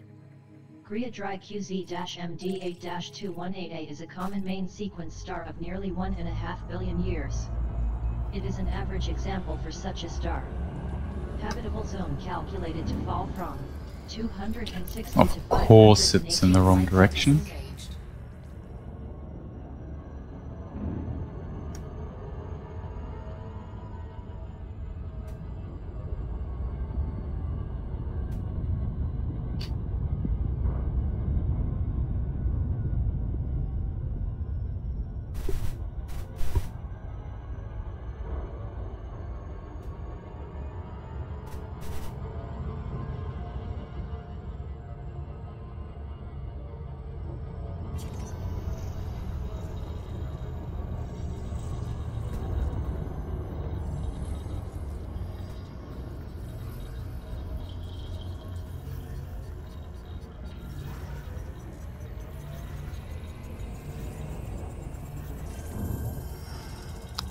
Scan complete. It is a medium gravity tidally locked high metal content body that is unsuitable for landing with a hot thick carbon dioxide atmosphere. Alrighty, well we've got 20 odd jumps to go until we hit the last neutron star on our route. And then it's another 2 or 3 jumps from there to Omega mining operation. So I'm guessing that'll take, well, at my current rate, at least 40 minutes or so. So fly safe, and thanks for dropping by.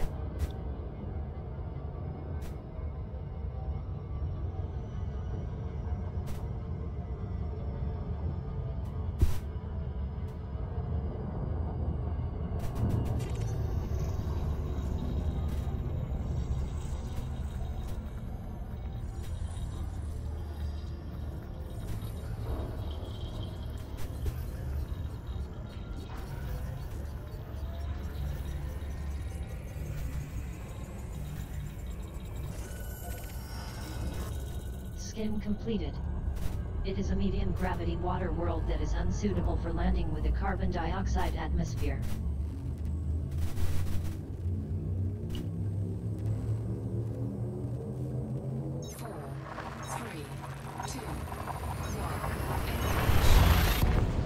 Telemetry obtained. Alacritius is in transit to the Griadry BY-BC16-28 system. This is your first visit to this system. This jump used 4.6 tons of fuel.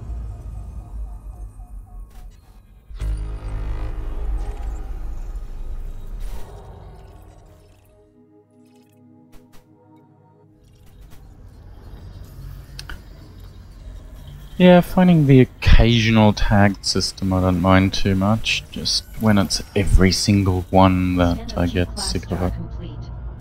Griadry BY-BC16-28A is a common main sequence star that has been around for on the way to 11 billion years. As you can see, it emits a yellow-white light. There is nothing particularly notable about this star. Habitable zone calculated to fall from 356 to 709 light seconds. Disengaged.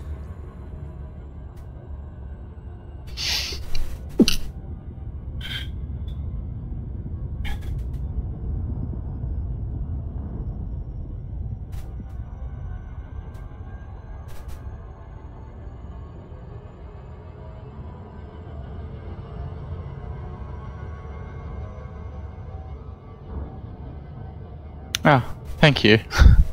I tried to stop that, but I guess the sneeze made it through onto the stream. I really need a hotkey to turn the microphone off.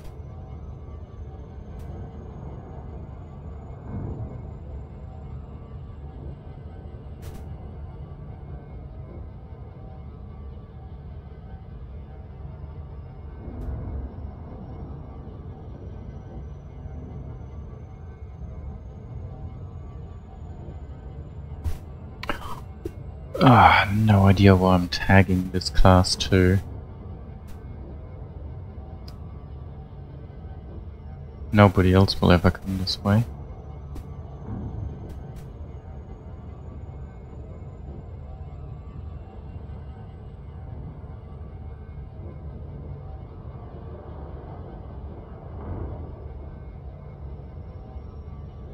So there's various names in the exploration community that I see dotted all over the galaxy, and I curse vehemently whenever I come across something cool and then find their tag on it. I wonder if in years to come other people will similarly curse my name.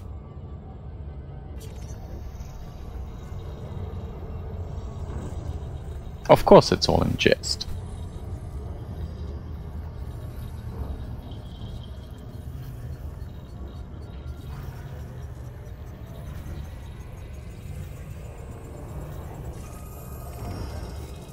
Scan completed. It is a high-gravity Sidarsky Class 2 gas giant.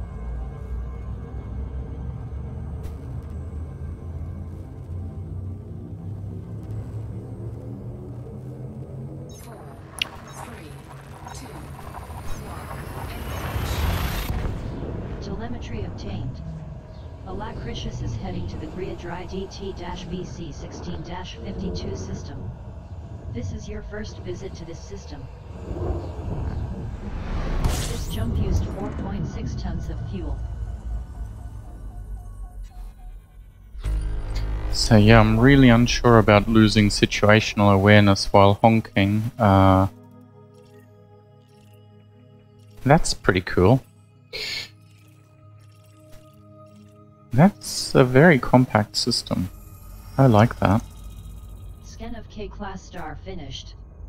Griadry DT-BC-16-52A is a common main sequence star that is on the way to 6 I keep billion years forgetting old. to duck into fuel scoop while we keep scanning stuff. It is an average example for such a star. Habitable zone calculated at 188 to 376 light seconds.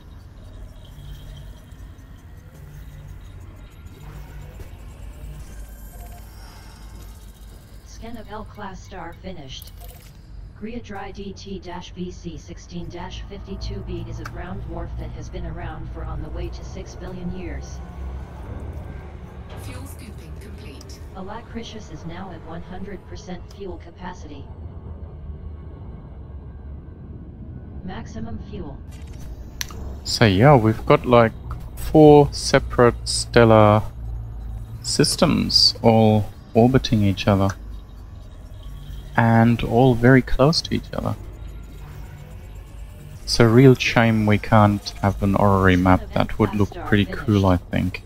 Griadry DT-BC-16-52c is a very common main sequence star that is on the way to 6 billion years And old. I guess this planet orbits the entire lot. Habitable zone calculated to fall from. So we've got these two orbiting each other as a binary pair, then we've got this landable with the moon orbiting that innermost pair, and they're currently on the far side of As you can see, it emits a orange-red light. the brown dwarf. For such a star. Habitable zone 34 to 68 light seconds. Probably get a pretty good view from here. Shame the system itself doesn't have anything interesting though, or I'd recommend it as a viewpoint, but yeah, from a body perspective it's boring, but from a layout perspective it's really cool.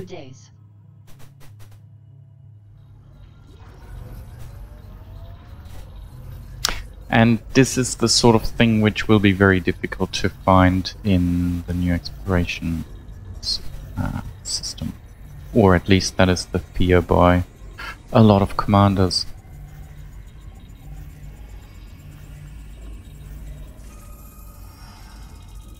Scan complete. From? It is a low-gravity tidally locked rocky body that is suitable for landing with major silicate vapor geysers. It has a fast rotational period of 0.43 days. This body contains high levels of tellurium. So that's a good representation of how much stars actually change in size. This one is actually much closer, and it's still only about a quarter the size of that one. Anyway, from a money perspective and interesting body perspective, this system is boring. It's just interesting from a layout perspective. 4, 3, 2. And yeah, having an orrery would really display that nicely. Alacritius is traveling to the Griadry's EM-DC-15-1 system. Especially if you could play the orrery at many times 0.3 tons of fuel. real time to watch the interaction of the different planets and stuff.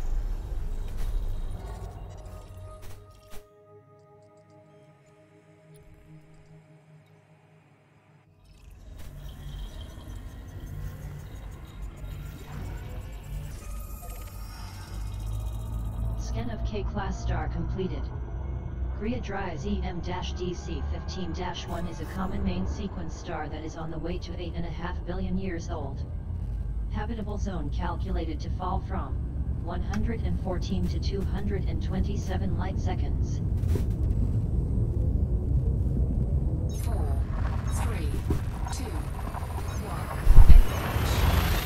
1. Telemetry obtained.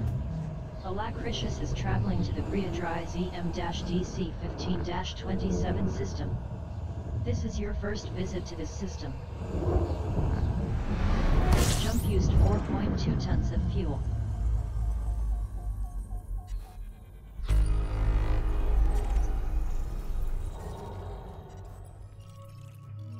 That's strange. Somebody tagged the middlemost star.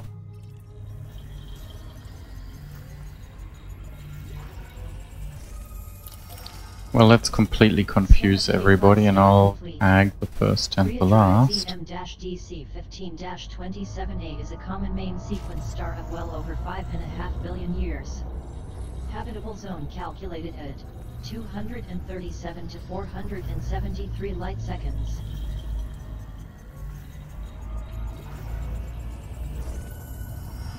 Second, still Scan of M-class star scan the last star as well. EM-DC-15-27C is a very common main sequence. But yeah, whoever visited this system first only tagged that star. It emits a orange-red light.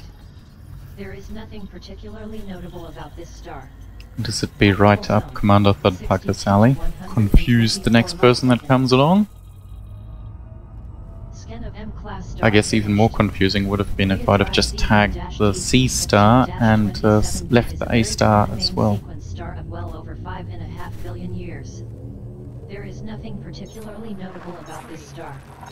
Habitable zone calculated to fall from 47 to 93. Sometimes I wonder with these sort of systems whether the commander did actually scan the whole thing, but oh no, he can't sell part of the system, can you?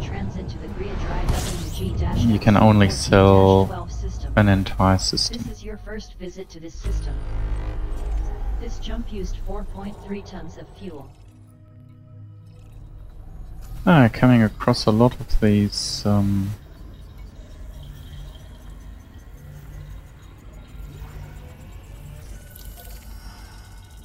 multi-stellar systems with no planets in it. Okay, we'll confuse the next person. Is a common main sequence star that is well over 4.5 billion years old. As you can see, it emits a yellow-orange light. It is an average example for such a star. Habitable zone calculated to fall from 145 to 289 light seconds. Okay, neutron star. Scan of M-class star finished. Gria Dry WG-FC 14-12. I wonder what percentage of neutron stars have been mapped in the galaxy. I mean, even before neutron star boosting was a thing, they were thought out because they were worth a lot. That's dropped a little bit now that the high metal content planets are worth so much. But with them being a neutron star boost thing, this is your first visit to this system. This jump used 1.5 tons of fuel. I guess they are extremely highly sought after. I mean, I'm certainly visiting them at any chance I get.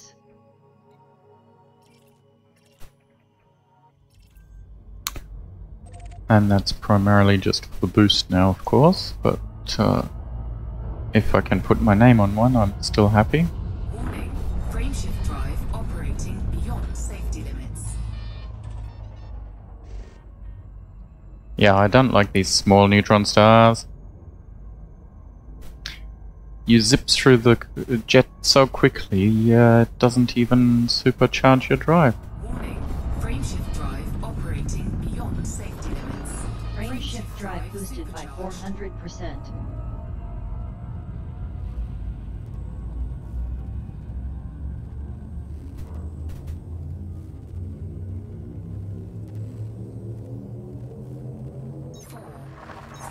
I should actually have marginally more range now that I've lost 4 tons of Jark's Quintennion still. Transit to the Gria Dry HC-SD5-142 system.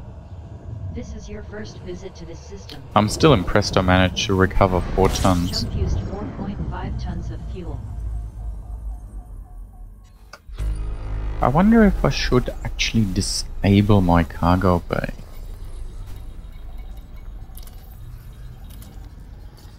That'll stop that happening again, I think.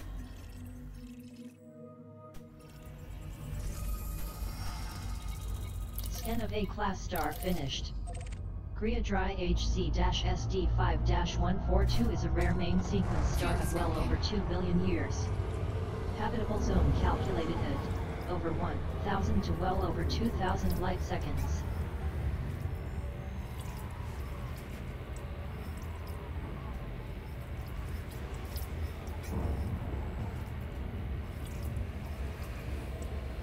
Warning, temperature critical. No, it's not.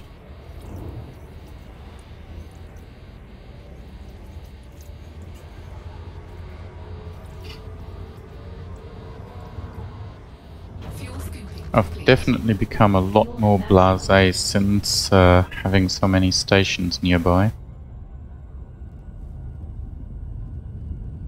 When out near Beagle Point I was exceedingly careful. 4, 3, 2, 1. Jump in progress. Alacritius is en route to the Gria Dry DW-TD4-119 system. This is your first visit to this system. This jump used 4.9 tons of fuel.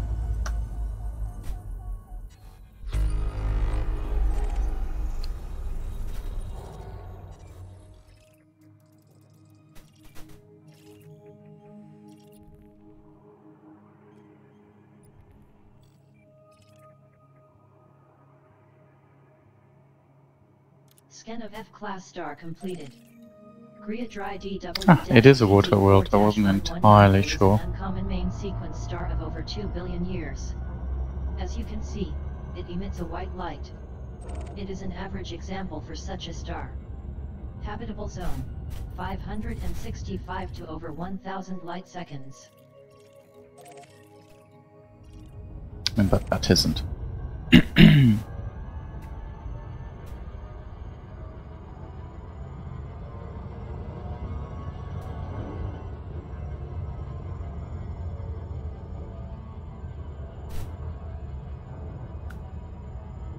I really can't wait to try the new exploration mechanics. There are concerns for sure, but overall it looks cool.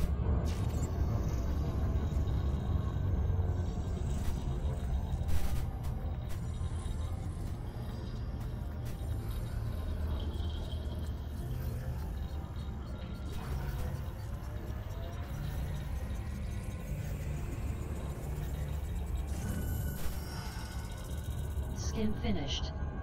It is a medium gravity high metal content body that is unsuitable for landing with a hot sulfur dioxide atmosphere.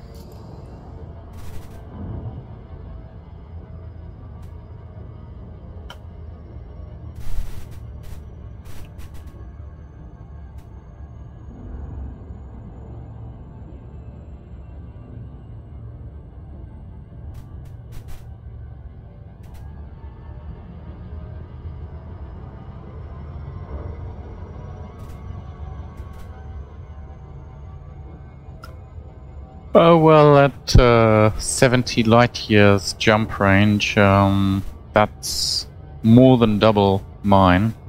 You'll be just chewing through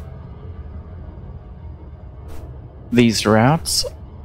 On the other hand, you'll be stumbling across things less, but I guess it gives you more time to explore in the actual area that you're heading to.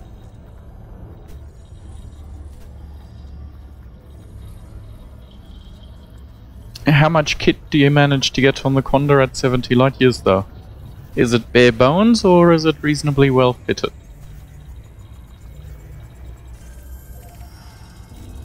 Skin finished. It is a medium gravity terraformable water world that Ooh, is unsuitable terraformable. for landing What with a is rich that atmosphere. pile of stars? Take photo. 4, 3, Take photo. Image captured. Well, that Destination confirmed. image was probably not Christian very good. visit to the Griadry DW-TD4-2 system. This is your first visit to this I wonder system. what that pile of stars is. I mean, I'm sure they've been mapped by now, Use but 4.6 tons of fuel. that still looks pretty cool. Should be able to get another look. No, it's high metal content. Should tag it just to make people go, this idiot didn't know what it was. Scan of A-class star completed. But yeah, Griadry just high metal content. DW-TD4-2 is a rare main sequence star that is around 1.5 billion years old. As you can see, fuel scooping. it emits a blue-white Fuel light. scoop disengaged. Habitable zone, 821 to just over 1.5 No SRV? seconds. No SLF? No weaponry? So basically about as bare bones an explorer as you can make?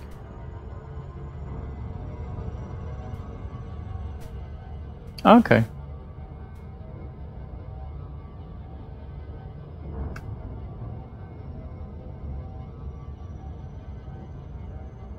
Open galaxy map. No, do I have you? Oh, I've got you muted again. So we're heading in this direction.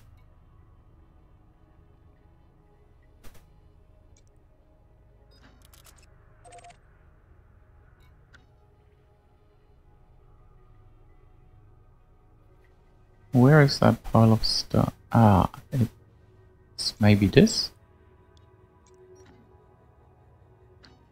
Wow, what a pile of B-class stars.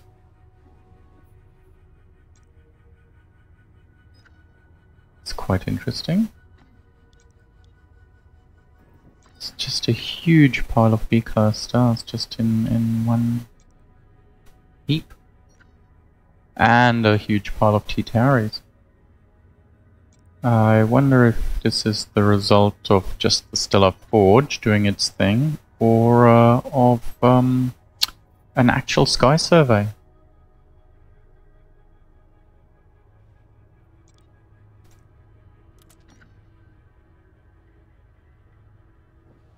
But yeah, as you can see, there's nothing else here, so...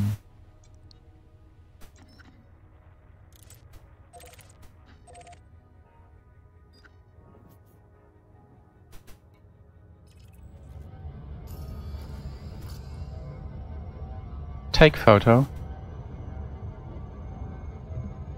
Take photo. Shiny. Engage frameshift drive. Jumping to next star system. Yeah, I mean, unless you're really trying to get to a particular system for which you need that jump range, a couple of light years here or there really don't make that much of a difference, I think. It always depends on the individual though, but yeah, I mean the Alacritius is definitely loaded down now for an exploration ship. But I wouldn't have it any other way.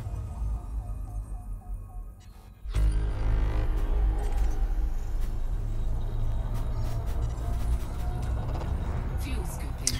Just the way I like to play. Nice. 2 more water worlds. Scan of K-Class star finished. Gria Dry GX-NC9-23 is a common main sequence star that has been around for nearly 11 billion years. There is nothing particularly notable about And it looks like all the planets are almost 212 to all lined up. 423 light seconds. Must be quite a rare conjunction. Look at them all. Disengaged. Fuel tanks are now at 85%.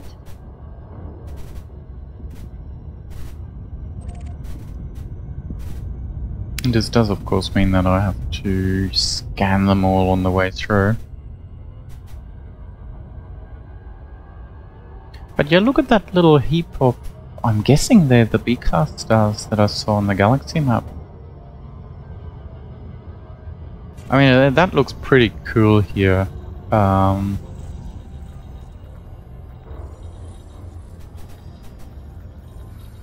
What is it? The Omega sector. Is it the Omega Nebula as well? I wonder if it's got any basis in reality. I think not, because it's too far from Earth really to It is a medium gravity tidally locked terraformable See. high metal content body that is unsuitable for landing with a hot thick carbon dioxide atmosphere. Really? That is...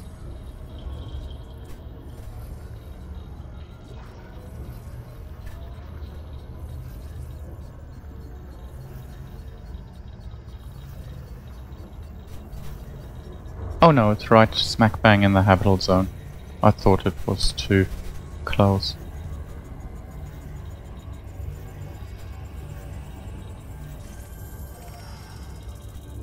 Skin complete.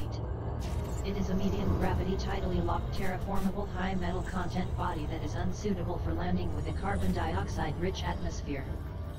Ah, greetings Commander Thudfucker. You haven't missed anything really, except a water world a couple of jumps back. And that region of B-class stars near the Omega Nebula. And I'm trying to figure out whether that's got any basis in reality or is just an oddity of the Stellar Forge.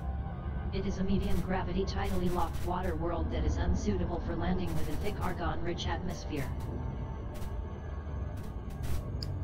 And yeah, I've just found a system which has 2 more water worlds in it, so doing quite alright on the water world count on this leg.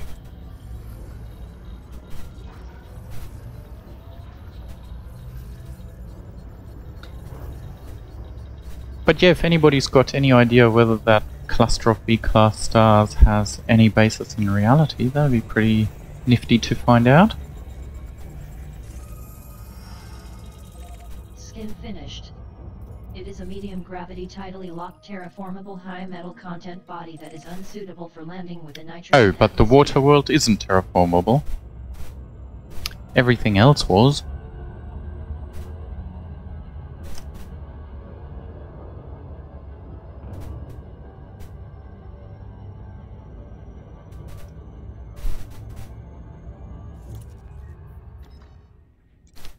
Yeah, that's the Omega Nebula.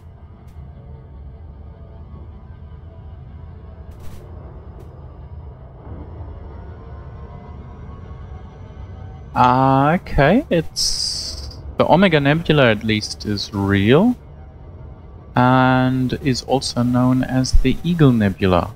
Sorry, the Swan Nebula, Check Mark Nebula, and Horseshoe Nebula.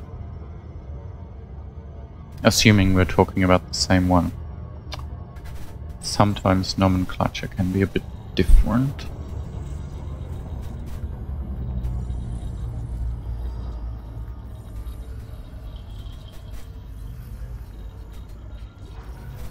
It is considered one of the brightest and most massive star-forming regions of our galaxy. Its local geometry is similar to the Orion Nebula, except that it is viewed edge-on rather than face-on. Water world that is unsuitable for landing with a thick argon-rich atmosphere. The open cluster NGC 6618 lies embedded in the nebulosity and causes the gases of the nebula to shine.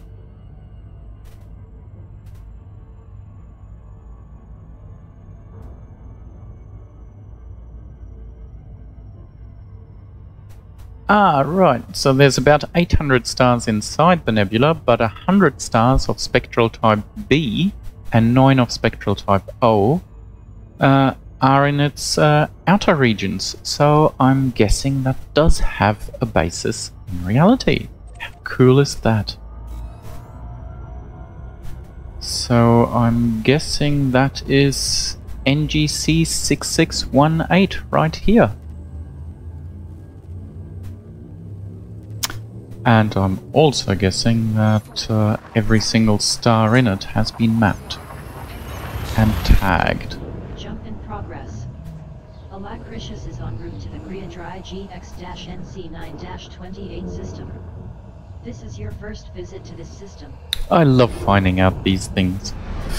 Jump used 4.4 tons of fuel.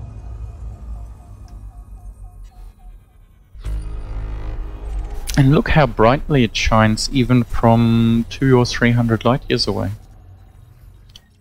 I am really hitting the jackpot right now. Scan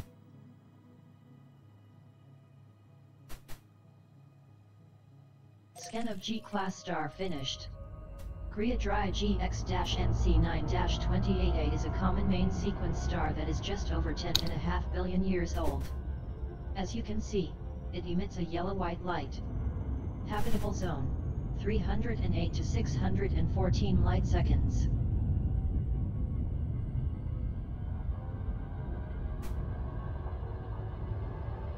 Yeah, they've imported a whole pile of catalogs, and obviously some of the data is represented realistically in-game. For example, this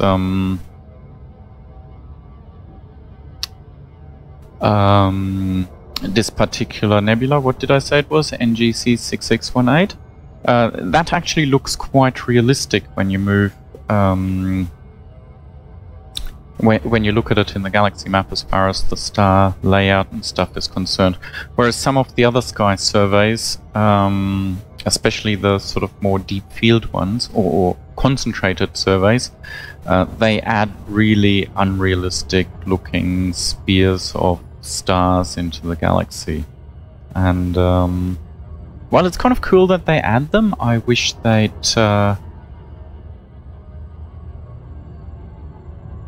figure out a way of making them look more realistic actually inside the galaxy, inside the Stellar Forge. No, I assure you it is purely a run of luck at the moment. I wish I could have it with Earth-likes, but it tends to just be with water worlds with me. I've got several hundred of them by now.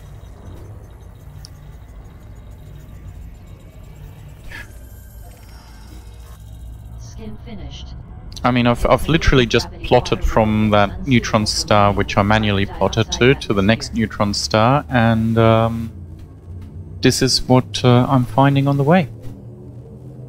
4, 3, 2, 1. Jump In progress. Alacritius is in transit to the Griadry AQ-VD3-77 system. But yeah, based on some of the deep field, well, not the galactic deep field, but the stellar deep field surveys we've done, I think we may be vastly underestimating the number of stars in our galaxy.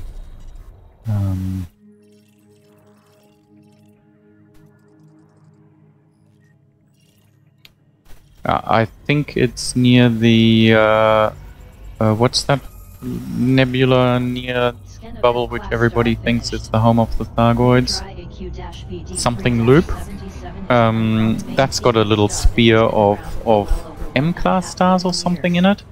And that apparently all those stars are at the correct distance from Earth, which means it's just an incredibly dense section of stars, and in-game it's just a tiny little streak of them.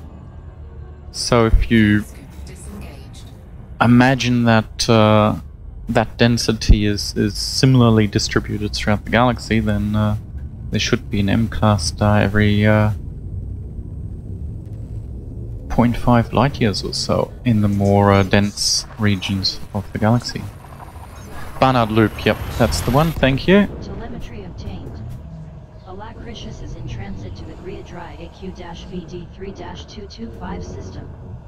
This is your first visit to this system. This jump used 4.5 tons of fuel.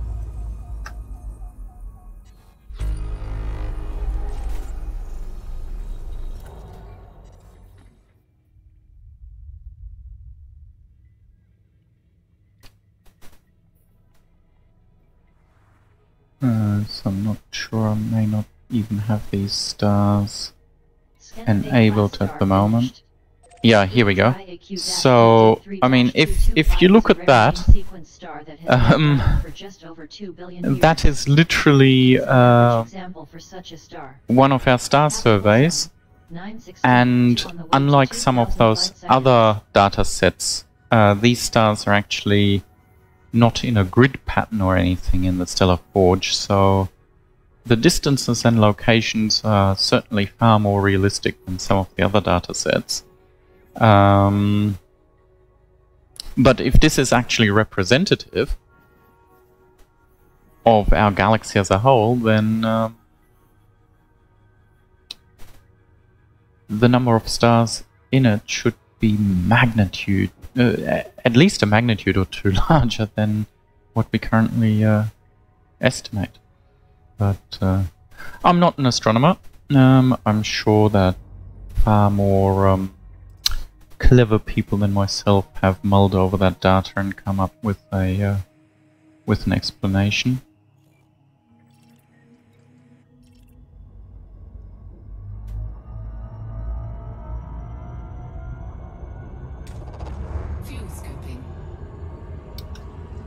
Geez, I haven't looked at Barnard's Loop in years. How do I remember this stuff?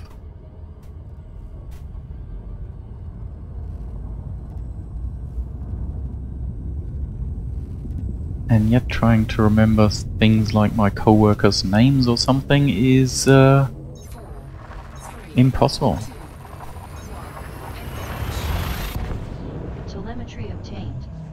Alacritius is traveling to the Griadry YK-RC7-21 system. This is your first visit to this system.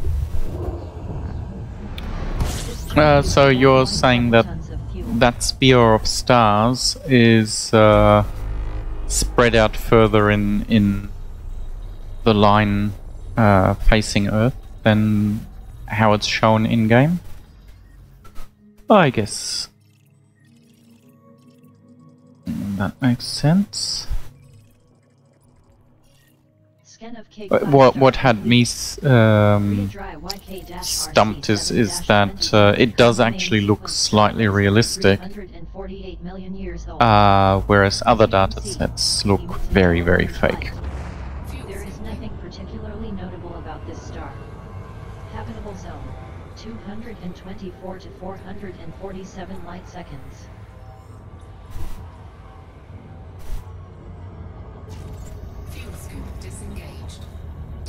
Barnard Loop is important? Why? 70% capacity.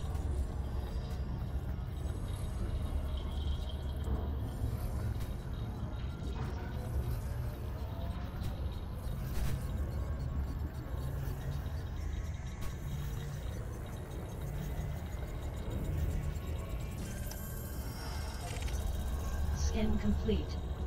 It is a low-gravity tidally locked metal ridge body that is suitable for landing. It has a rotational period of 2.2 days. This body contains very high levels of manganese and high levels of iron, nickel, vanadium, niobium, tungsten, and antimony. Scan completed. It is a medium-gravity tidally locked high metal content body that is suitable for landing with major silicate magma flows. It has a rotational period of 12 days.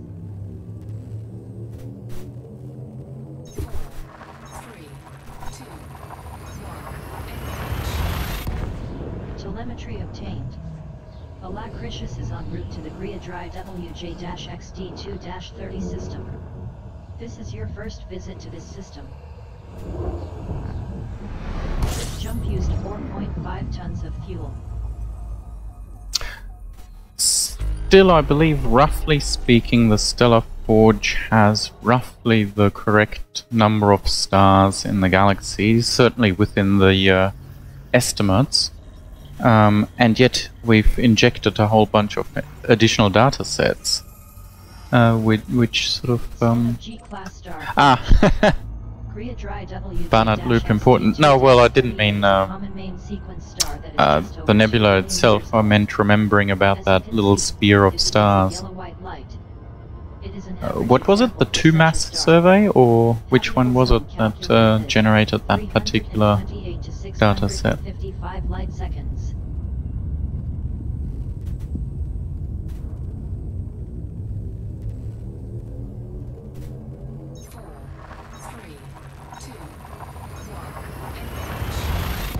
Jump in progress. Alacritius is heading to the DWE MD-OB12-5 system.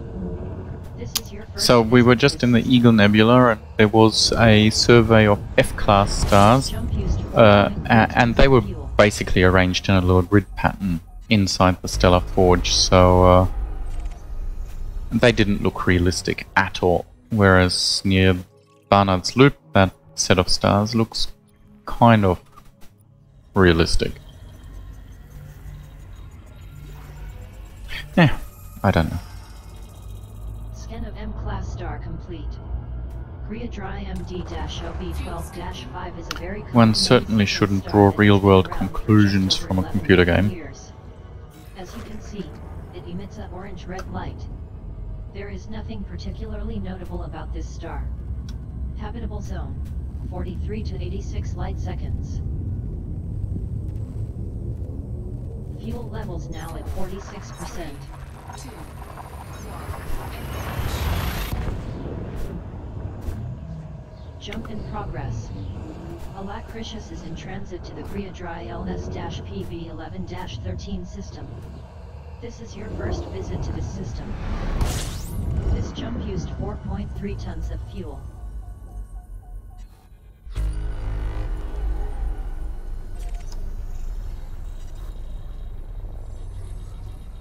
Still find it funny that we can see that.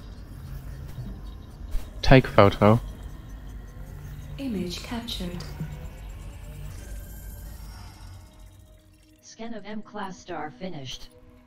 DWE LS-PV11-13 is a very common main sequence star that is nearly 13 billion years old. This is a typical... Yeah, Trappist 1 was a bit of a coincidence. I mean, they did end up tweaking it a little bit from what I understand, but it was quite similar to what they think they found. I haven't heard about Eden in Alpha Centauri yet. I mean, Alpha Centauri is certainly going to be one of the targets of our first interstellar attempts. 4, 3, 2,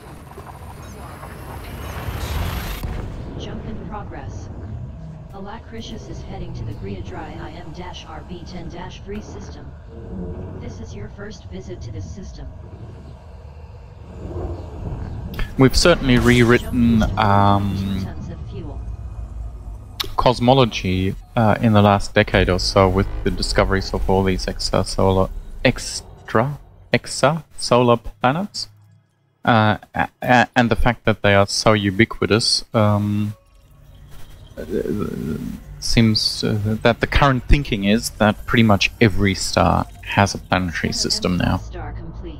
It's just that our detection methods are mostly relegated to finding ones which are edge on.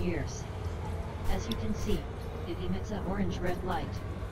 And of course they have to be quite close. Whoa, whoa, whoa! Habitable zone calculated to fall from. Okay, we can fuel on the next light jump. seconds.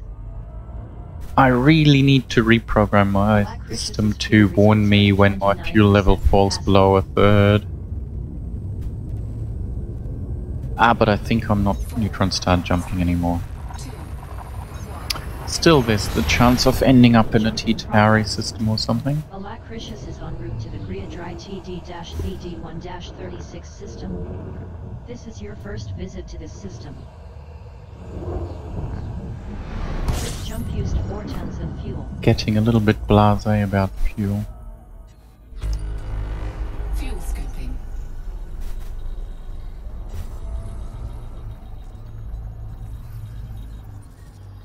And now we're of course fuel scooping where I can't scan anything else.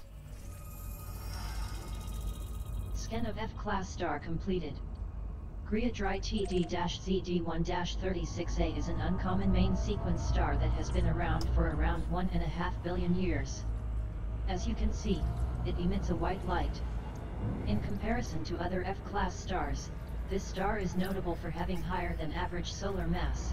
Yeah, I mean, it's one thing expecting it, it's another thing actually observing it. 1,500 light seconds. It's like we expect there to be life elsewhere in the universe.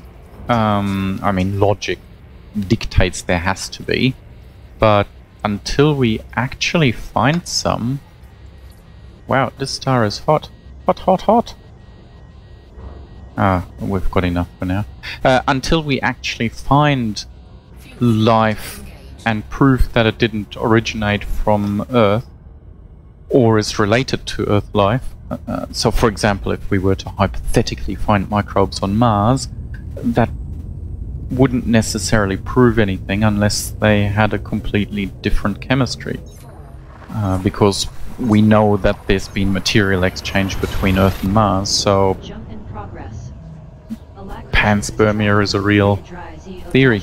Anyway, so logically, yes, there has to be other life in the universe, but until we actually find it and observe it, it's just a theory, really. So logically, yes, of course other stars have planets, but until we manage to actually observe it, it wasn't a given. So yeah, exciting times. And Scan of M-class star complete. so much about my run of luck of finding water worlds. Main sequence star of 700 It's been, what, 10 jumps or so since the last one. It emits a orange-red light. In comparison to other M-class stars, this star is notable for having higher than average surface temperature. Habitable zone calculated at 80 to 160 light seconds. Going to have a quick fly away from a star again soon to take another picture of that. 4, 3, 2, 1. Yeah, proving a negative is always difficult because the only way you can prove it is by literally visiting every single place in the universe and determining that it doesn't have life. Whereas you only have to find a single instance of other life to support the theory that life is ubiquitous, given the size of the universe.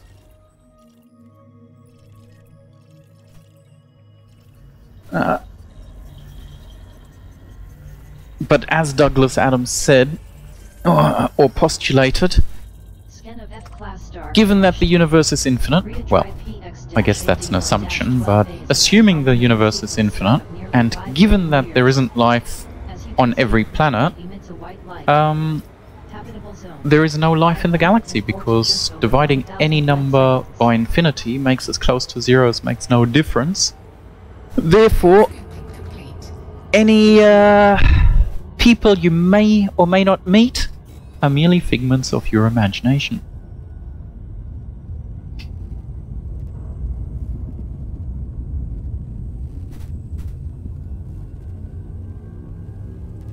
I can't remember the quote word for word, but it was similar.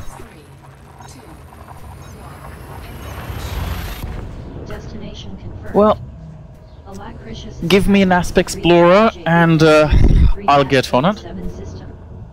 This is your first visit to this system.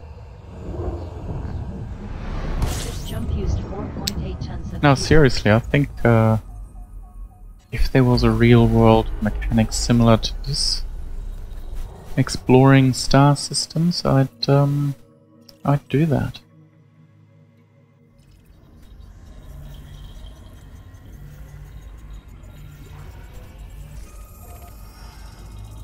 Scan of K-class star complete. Griadry JB-AC3-37 is a common sequence star. We will actually fly a little distance away. 187 to 372 light seconds. And well, if we're going to do it, we may as well tag something. We're going to fly a little way away so that we can get another nice photo of NGC 6618.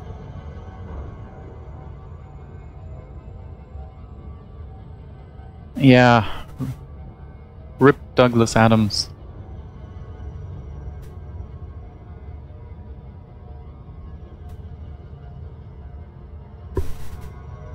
Well, a Sidewinder might be a little bit small for an extended trip, whereas the Asp Explorer, I mean, obviously I can't see more than the cockpit, but it looks like it's got quite spacious quarters further back.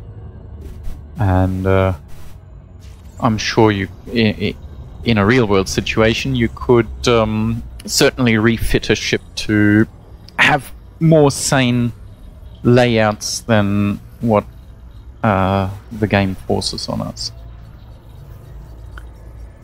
Remove weapon installations for more equipment and stuff like that. Scan completed. It is a low-gravity rocky ice body that is unsuitable for landing with the argon atmosphere. Take photo. Take photo. Shiny. It is, isn't it?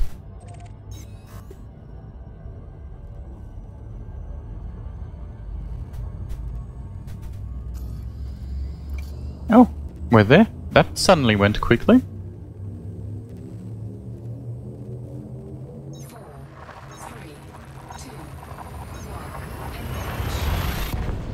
Jump in progress. Alacritius is traveling to the Griadry PX-AD1-92 system. Caution, neutron star detected. This is your first visit to the system. It might be my first visit to this system, but I'm not the first in this system. I'm never the first in a neutron star system anymore.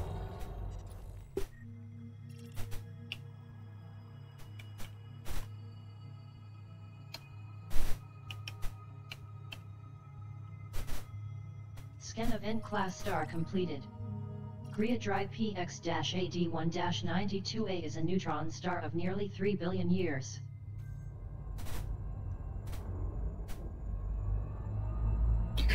I'm sure that if you were given or were able to purchase or whatever a Sidewinder, that you would have slightly more training before your initial takeoff than this game offers. Having said that, I don't think I've ever gone boom from a landing.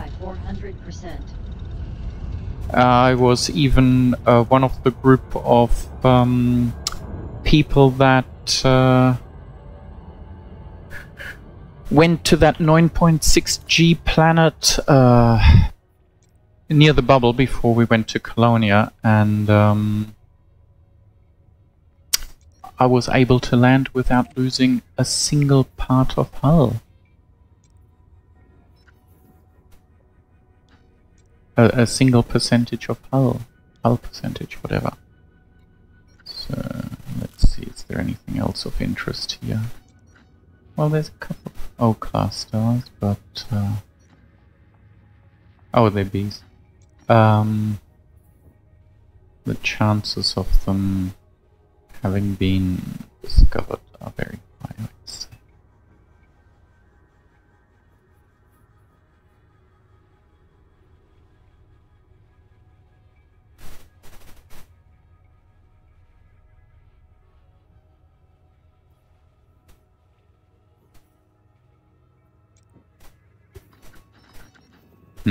Nope, nothing interesting. So, oh wow, look at all these M-class stars.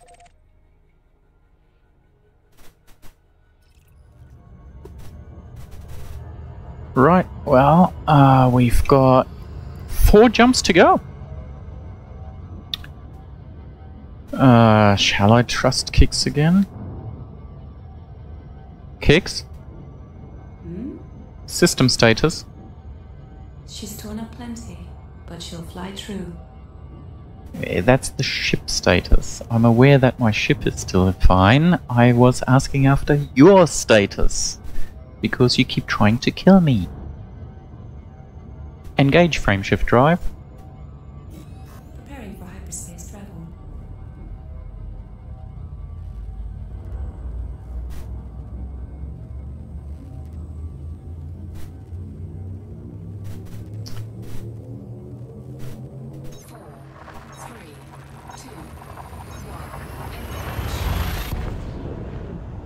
Destination confirmed.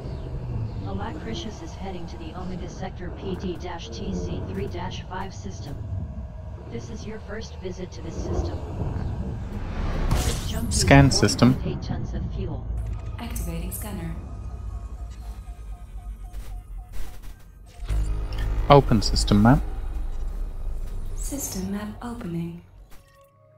Close system map. Exiting.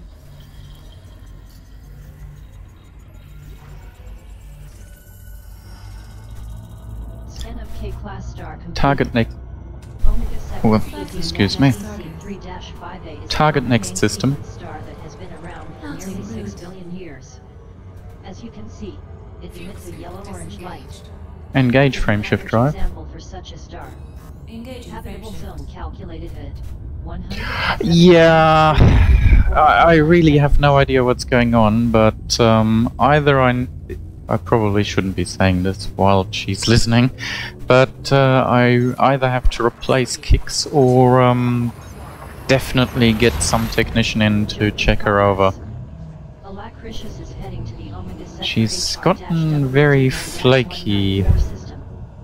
This is your first visit on to these last couple of Kylies. Used 4.1 tons of fuel. Scan system.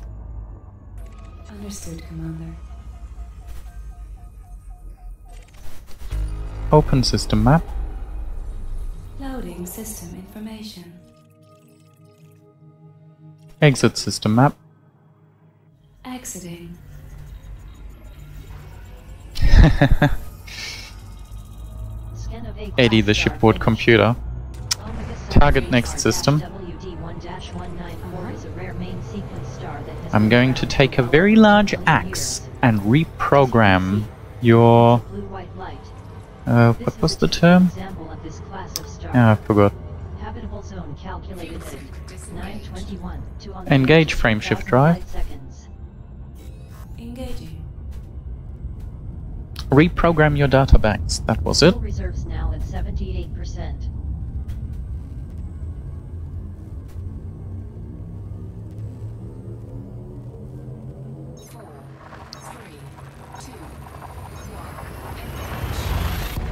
Telemetry obtained.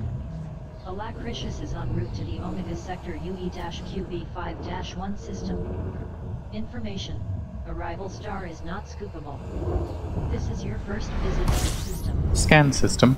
This jump used 3.3 Activating tons scanner. of fuel. Right. Final jump. Open system map. Loading system information. Close system map. Very well. Don't sound so enthusiastic. Turgans. TDS class star finished. Target next system. Omega Sector UE-QB5-18 is a T-Tauri star in the process of gravitational contraction of 72 million years. Right. We're going to probably deal with interdictions again. Engage frameshift drive. Engaging frameshift drive. Oh. Disengage.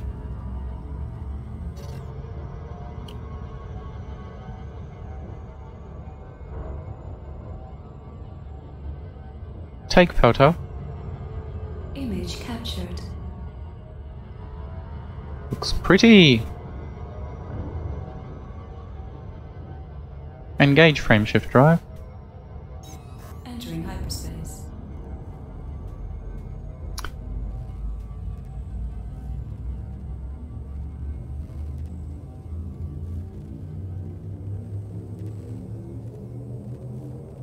Four, three, two, one. Destination confirmed. Alacritius is traveling to the Omega Sector VE-QB5-15 system. You are now in independent space. This is your first visit to the system. Scan system. This jump used 0.57 tons of fuel. Fuel scooping.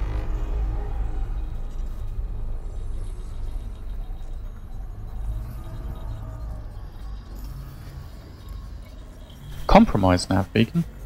Oh, great. I'm guessing that means I can't VE-QB5-15 is a very common main drop into it? that has been around for nearly 5.5 billion years. Relative to other M-class stars, this I'm star going is to have capable to of check having that out. higher Thank you very than much. surface temperature. Tertian Starstone. Zone calculated to Okay, fall from 84 to 160 well, I guess we can just follow another AI ship.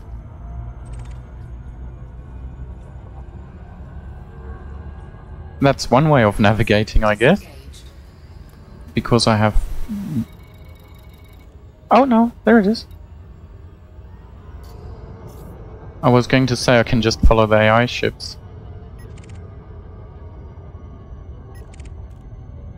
So I've never actually dropped into a compromised nav beacon before. I've heard of them, obviously, but what are they all about? Do they just have a pile of pirates hanging around them, or...? I mean, it's obviously very nice from my perspective that I get warned about it, but from a game perspective it'd be so much more fun if you found out about it afterwards. As in when you actually dropped into the instance. And if there's a compromised nav beacon, how come I haven't had a pirate attack me yet? The other systems, which were apparently all fine, I got interdicted within seconds of arriving. Ah, thanks Casual Gaming. So, lots of wanted ships, not necessarily ships which attack you? Skin completed. It is a high-gravity ringed Zdarsky class gas giant.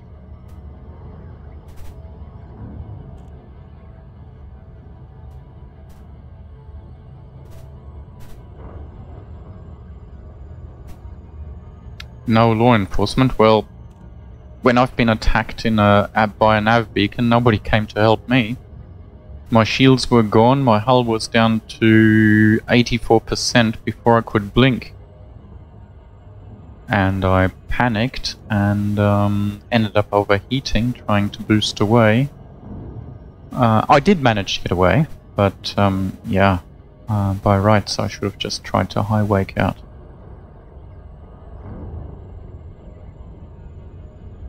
But yeah, there was certainly no law enforcement helping me. I do happen to have cargo, not as much as I started out with, but I do have cargo. Take photo. Shiny.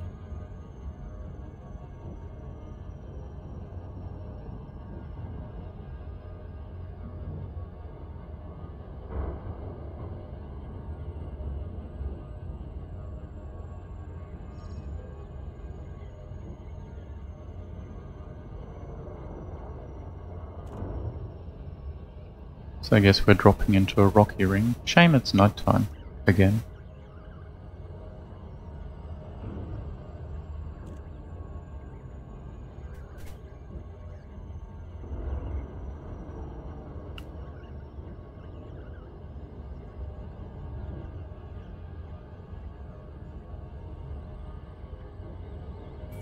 Disengage Super Cruise. Understood, Commander.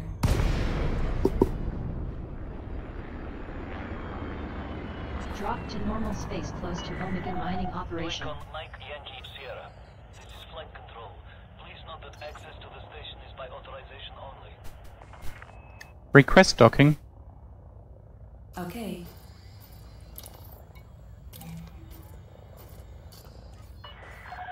Access granted. Set down on landing pad 07. Deploy landing gear. Gear deployed. Take photo. Shiny. Landing gear deployed. Scan detected. I should be okay. I've paid my fines. Message received from Police System Authority vessel. Thank you for your cooperation, Commander. Take photo. Image captured. Makes for some interesting views, I'm sure. Landing pad 7, huh?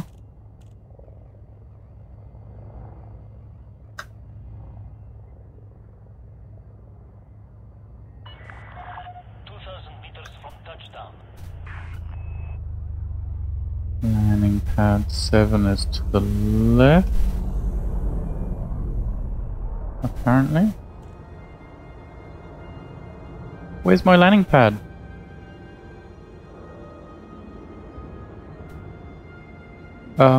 Where's my landing pad? That's... oh, here it is. Why didn't I see that before? Was it behind some piece of machinery or something?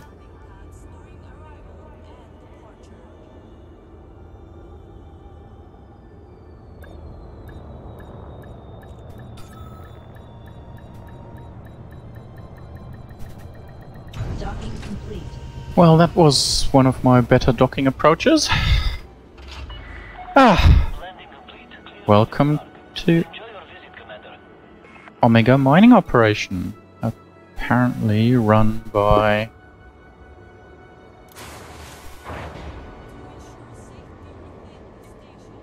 Market data update obtained.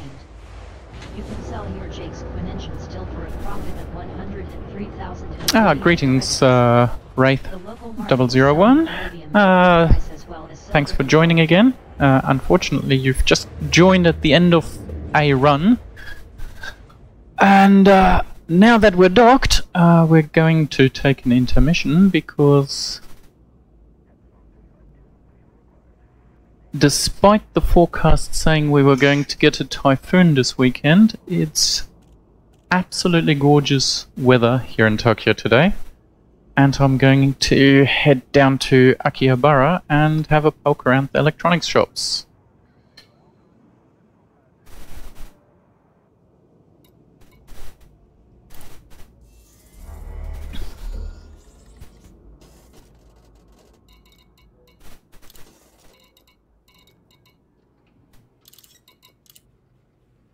Alacritious repaired. Alacritious repaired. Repaired, restocked. I'm fairly certain I don't have anything else I need to worry about. I might just sell some of my water worlds though. So yeah, that was pretty much it for this session. I'll be back in a couple of hours, I'm sure, to continue on. I'm just going to sell a couple of systems worth of data. And I'm going to sell individual ones.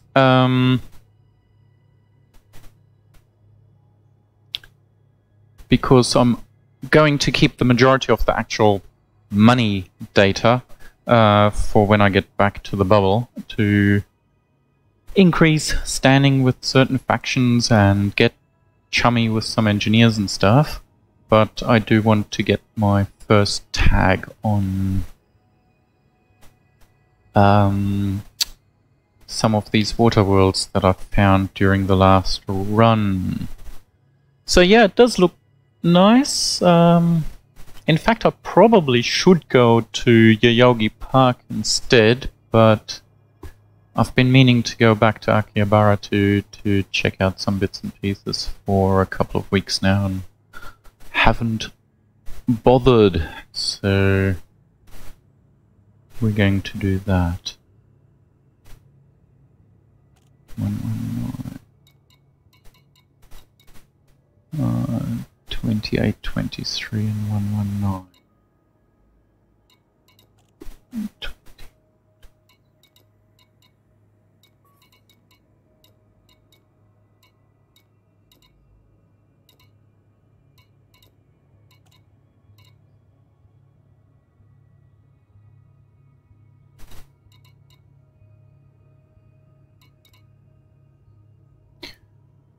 I really don't know what order they display this in. It just seems to be random.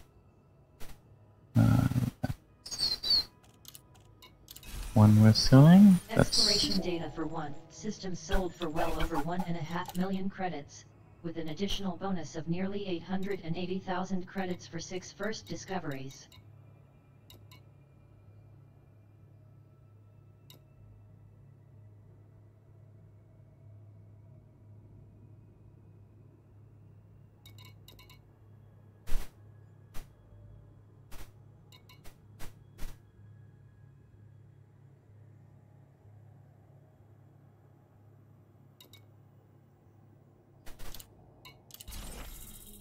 Exploration data for 1 system sold for over 418,000 credits, with an additional bonus of over 164,000 credits for 3 first discoveries.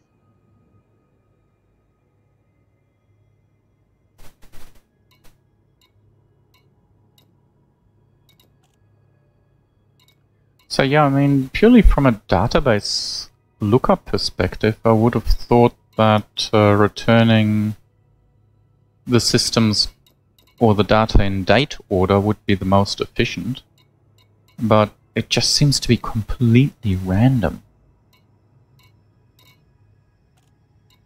I mean, either sorted alphabetically or sorted by date would make this so much easier, because obviously my own list is in date order.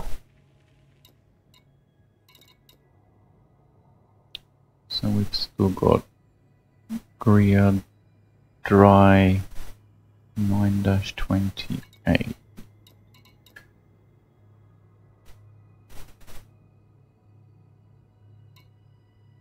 That's it. Exploration data for 1 system sold for nearly 363,000 credits, with an additional bonus of nearly 120,000 credits for 2 first Then we've discoveries. got 218. That was quick. Exploration data for 1 And system sold Bayer for York. 286,000 credits, with an 48. additional bonus of nearly 132,000 credits for 3 first discoveries. C23 though, not C21.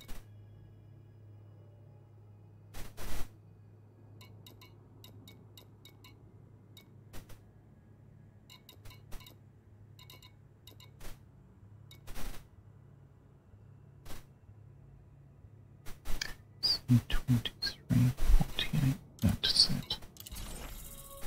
Exploration data for one system sold for over 664,000 credits, with an additional bonus of over 328,000 credits for 3 first discoveries.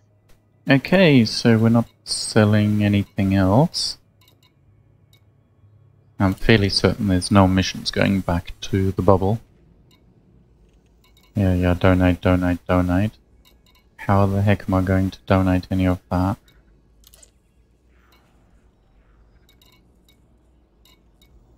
Considering this is a mining operation, wouldn't you expect there to be mining missions here?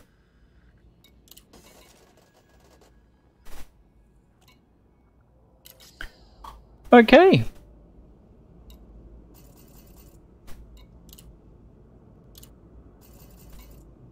So yeah, thank you very much for watching, and I'll be back in a couple of hours.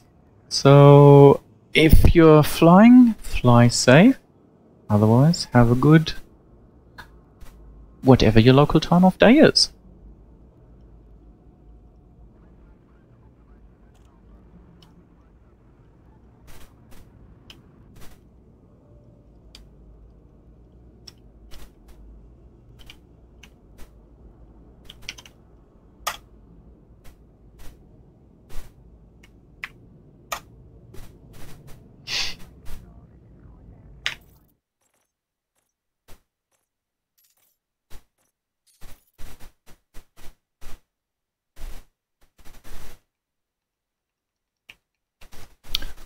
Commander Myshka signing off, or at least her avatar.